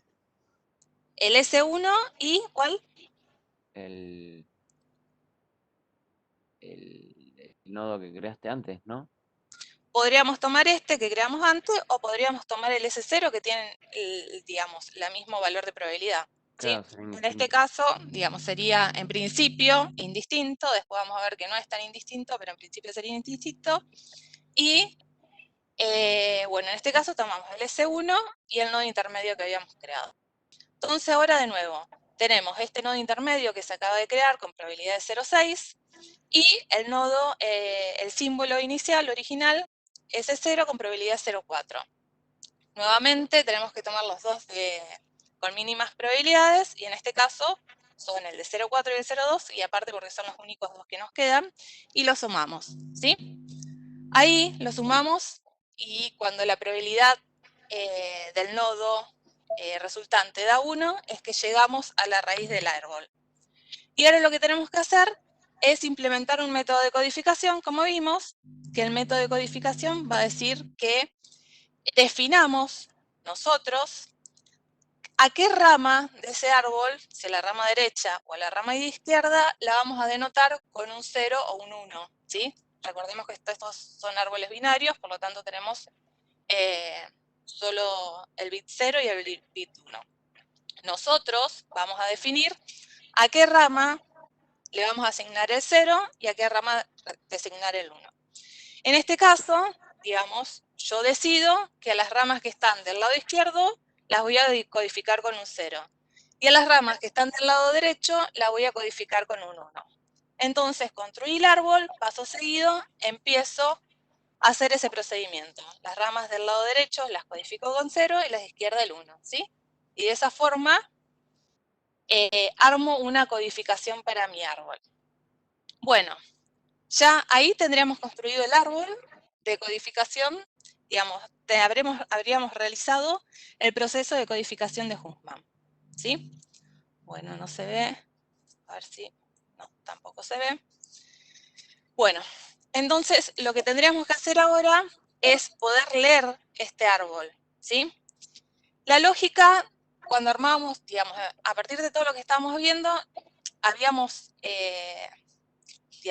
visto un poco de forma intuitiva y después de forma más bien formal o teórica, es que a los símbolos con mayor frecuencia deberíamos asignarles códigos de menor longitud.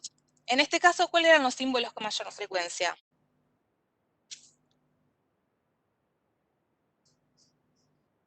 El símbolo S0, ¿verdad? Que tenía frecuencia 0,4. Y si nosotros miramos cuando construimos el árbol, tiene lógica, construimos el árbol y ese 4, que era de mayor probabilidad, quedó con un código corto, de solo un bit de longitud, ¿sí? Entonces, vemos que la codificación de Huffman cumple con esa premisa. Entonces, veamos cómo codificamos el bit S0. El bit S0, ¿sí? Lo vamos a codificar con un 0 en base a la codificación de Huffman. El bit S1, leyendo el árbol, lo vamos a codificar con el código 1, 0. Al S3 lo vamos a codificar con, sí, el S3, bien digo, lo vamos a codificar con el 1, 1, 0. El S4 lo vamos a codificar con el código 1, 1, 1, 0. Y al código 5 lo vamos a codificar con el 1, 1, 1, 1. Y esa es la forma para crear la codificación de Huffman utilizando, digamos, siguiendo las reglas que estableció Huffman para el proceso de codificación. Bien, Nati, sí. Me compartís así, ya con este lo cierro y entonces ya dejo preparado para el Impercip la próxima clase en un minuto. Sí. Dale. Ups, ¿me estás compartiendo? Sí, ahí te estoy pasando el control. Ahora déjame que... Acá. Present. Espera que no encuentro la pantallita esta. No. Quería terminar de mostrarles. No me sale la barra. Acá. Compartir mi escritorio. Ajá. Listo. Denme un segundo. Acá. Estamos acá. Estamos acá. ¿Ahí se entiende? Bueno, entonces, la ganancia, lo que uno idealmente se tenga puesto un asterisco, esperaba ganar respecto a nuestra resolución trivial, esa que no pensamos mucho, dijimos, bueno, son letras, le ponemos 8 bits, como guardamos en cualquier lenguaje de programación, pero si no estamos haciendo eso y estamos transmitiendo al medio, me tengo que pasar un poquito más. Entonces, bueno, y pusimos este código de Huffman y vimos que en promedio las palabras código, el promedio pesado por la probabilidad de ocurrencia, del símbolo en cuestión, me daba una ganancia en bits, es decir, la cantidad de bits que yo me ahorraba respecto a esa solución trivial que se me había ocurrido de poner 8 bits por cada símbolo, me ahorraba un 76%, 75%, lo cual es un montón. Imagínense que si tengo que pagar es un 75% menos. Bueno. Entonces ahora sí, no sé si esto le quedó medio chico, pero no importa. Entonces, una vez que tienen la tabla, que es esta que está acá, BDAC, ¿sí? Que verifica, lo único que hice fue extraer esta tabla, ¿está bien? La misma que está acá, la puse acá. Entonces ahora sí teníamos el streaming de símbolos de fuente, que es una fuente cuaternaria. Lo único que hacemos es usar eso para generar el string de bits. O sea, acá teníamos 120 bits originariamente, hacíamos un ASCII de esos raros, extendido, y acá hay una cantidad de bits sensiblemente menor, así que tenemos 4, 6, 8, 11, 14, 17, 18, 19, 21, 23, 25, 28, 29. Sí, más o menos. 29 sobre 120 bits que tenía originalmente. Es lo que me trae esta codificación. ¿Sí? Entonces, fíjense que es una compresión de fuente, ¿sí? Sin pérdida, que se puede decodificar on the fly, porque yo puedo reconocer que ninguna palabra código es prefijo de las restantes, y como no es prefijo de las restantes, entonces la puedo decodificar sin problemas. Entonces verifica todas las cualidades que yo estoy buscando. De forma alternativa, el código de Huffman, la codificación de Huffman recibe el nombre en la literatura de codificación por entropía. Les digo porque las recomendaciones del NATI, en las recomendaciones de la ITU, esas aparece codificación por entropía, ¿no? Y a veces creo que en las recomendaciones esta de internet también, en las RFC. No necesariamente aparece. Sí, la gente le suele dar en vez de Huffman el nombre, especialmente en la literatura técnica, codificación por entropía. Y entonces ese día ustedes preguntan, ¿qué es esto? No lo vi nunca. No, es el código de Huffman. Alguna variante a lo sumo, pero no más que eso. El código de Huffman en general, como vamos a ver más adelante en otras aplicaciones, constituye el núcleo de una solución. Generalmente esta solución se acopla con otras soluciones para tratar de resolver algunas dificultades que tiene el código de Huffman. ¿Cuáles son las ventajas que tiene el código de Huffman? Que tengo que conocer las probabilidades. Sí. Una pregunta, por favor. Sí. Al asumir que la fuente es cuaternaria, ¿por qué estamos hablando de 8 bits por código y no de 3 bits por código? Ah, no, simplemente lo puse, porque suponete que yo diga, bueno, me estoy transmitiendo suponete que la mínima unidad de que yo puedo usar para representar los símbolos sea 4 bits, 8 bits, digamos. No necesariamente, es hipotético. Está bien, podría asumir 3, que es un caso más realista. Igual te daría ganancia. ¿Está? Sí, por eso, porque me confundo los 8 bits que se toman contra No. Hacer la fuente cuaternaria, tendría que tener 3 bits para definirlo. Es simplemente de que, pónganse que yo trabajo en la computadora, yo no puedo elegir, para representar los caracteres, no puedo elegir más que un byte, digamos, así. Digo, bueno, no quiero manejarme a nivel de byte, quiero manejarme a nivel de bit. ¿Qué ganancia tengo en manejarme a nivel de bit? Esta. Claro que después me la voy a complicar porque el lenguaje de programación me provee como mínima unidad de acceso el byte, y si quiero hacer bits, después toda la suma y todas las historias hay que hacerla en bits, entonces te complica. Pero bueno, no, era hipotético, podrías elegir 3 bits, está claro. Gracias. Bien, sí, lo puedo aclarar, yo puedo hacer las cuentas para 3 bits si queda más claro, no hay problema.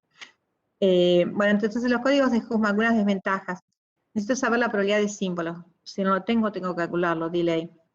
Si la fuente cambia, el archivo cambia, si pónganse que estoy transmitiendo a un archivo en español y después otro en inglés, las frecuencias de las letras son distintas, por más que las letras sean las mismas, tengo que recalcular. La otra cosa que tengo que hacer es que una vez que tengo el código de Huffman, como el código de Huffman no es que sea único, y yo le digo, mira, uso Huffman, vas a ver, no, en realidad lo calculo y se lo tengo que enviar al receptor, esto es la previa, digamos. Antes de transmitir, yo tengo que informar al receptor qué código de Huffman voy a usar. Supuesto que yo siempre voy a transmitir archivos del mismo tipo, lo cual es un problema también. ¿Está bien? Todo esto es, fíjense, todo esto es la importancia que en comunicaciones se le asigna al tiempo. El tiempo es fundamental. Después la otra cosa que tiene es que, como bueno, yo no voy a hacer fuente extendida, me voy a conformar con la fuente esta y su símbolo y su distribución de probabilidad que no es diádica, estoy siempre con el riesgo de que no voy a estar, ya vimos que no alcanza la entropía, hace lo mejor que puede, pero incluso puede tener hasta un bit de más. Y un bit de más es mucho. ¿Y cuándo va a alcanzar el bit de más? En general, el bit de más, si la entropía es pequeña, si la entropía es decir, es pura fuente HDS es pequeña, entonces el bit que yo pongo por arriba es como que pesa mucho por sobre la entropía. Entonces eso puede ser un problema, una sobrecarga. Es decir, bueno, fundamentalmente la desventaja del tiempo y que debo retransmitir el código. Eso puede ser una desventaja. Entonces y sobre todo el tiempo que tengo por recalcular las probabilidades, pero en el fondo lo que molesta, digamos, lo que más incomoda y genera carga de tiempo es el cálculo de las probabilidades y el que tener que mandar el código. Esas dos cosas causan un problema. Y entonces la gente no se quedó conforme, obviamente, cuando descubrió los códigos prefijos, código de Huffman, todavía se sigue usando y se va a seguir usando porque la solución es hermosa y muy práctica. Apareció lo que se denominan los códigos de Lempel-Zip. Los Lempel-Zip son los compresores de código universales, Universal Data Compression, data del año 1977, fíjense que esto requirió 1952, 62, 72, casi 25 años pasaron hasta que se dio otro paso. Desde la primera teoría de Llano, 1948, 1950, ¿está bien? Y ahí en esa historia, entre el 48 y el 52, 4 años, primera propuesta, límite existe, 52, acá tenés uno de los que vos decías que existía, y desde el 52 hasta el 77 hubo como una especie de tiempo de investigación hasta que estos dos señores, Abraham Lempel y Jacob Zip, publicaron este paper, Universal Algorithm for Sequential Data Compression. Lo universal tiene que ver con que ya no se necesita el cálculo de probabilidades. Entonces es universal, porque vos me das cualquier dato y yo no necesito tus probabilidades. Solamente necesito saber qué tipo de símbolos tenés. Me tenés que decir si usás un alfabeto cuaternario, uno ternario, un alfabeto ASCII, un alfabeto de lo que sea. Vos decime qué diversidad tenés. Dame el texto y yo te comprimo. ¿Está? Bueno, no vamos a hacer la demostración, again, pero decirles que lo más importante que tiene es que es distribution free, no necesito. Para cualquier distribución que tenga me da igual, yo me las arreglo, no necesito tus distribuciones, dicen Lempel y Zip. Y una cuestión interesante, bueno, acá están los dos ya mayores, Lempel es el de la derecha y Zip el de la izquierda. Sí, esto data hace como 5 o 6 años. Bueno, lo más importante es que no requieren el modelo probabilístico de fuente.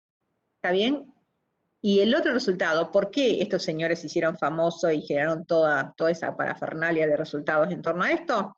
Y fundamentalmente porque hay un resultado teórico que lo soporta. El resultado teórico dice que el algoritmo del Lempel-Zip comprime asintóticamente la entropía de la fuente. Es decir, asintóticamente, tal como lo hace la fuente extendida, asintóticamente, el resultado tiende a la entropía de fuente. Ah, y eso era lo que yo estaba buscando, ¿no? Bueno, eso lo vamos a ver en la próxima clase. Bueno, chicos, muchas gracias. Gracias, hasta luego. Nos estamos viendo. Gracias, Nati. Chao, hasta luego. ¿Ahí alguien preguntó algo? Sí. ¿Para cuándo estaría este archivito? Te lo subo, yo lo subo hoy, que ya está terminado la parte de codificación de fuentes. ¿Sí? Bárbaro. Muchas gracias. No, nada, chicos, hasta luego. Hasta luego.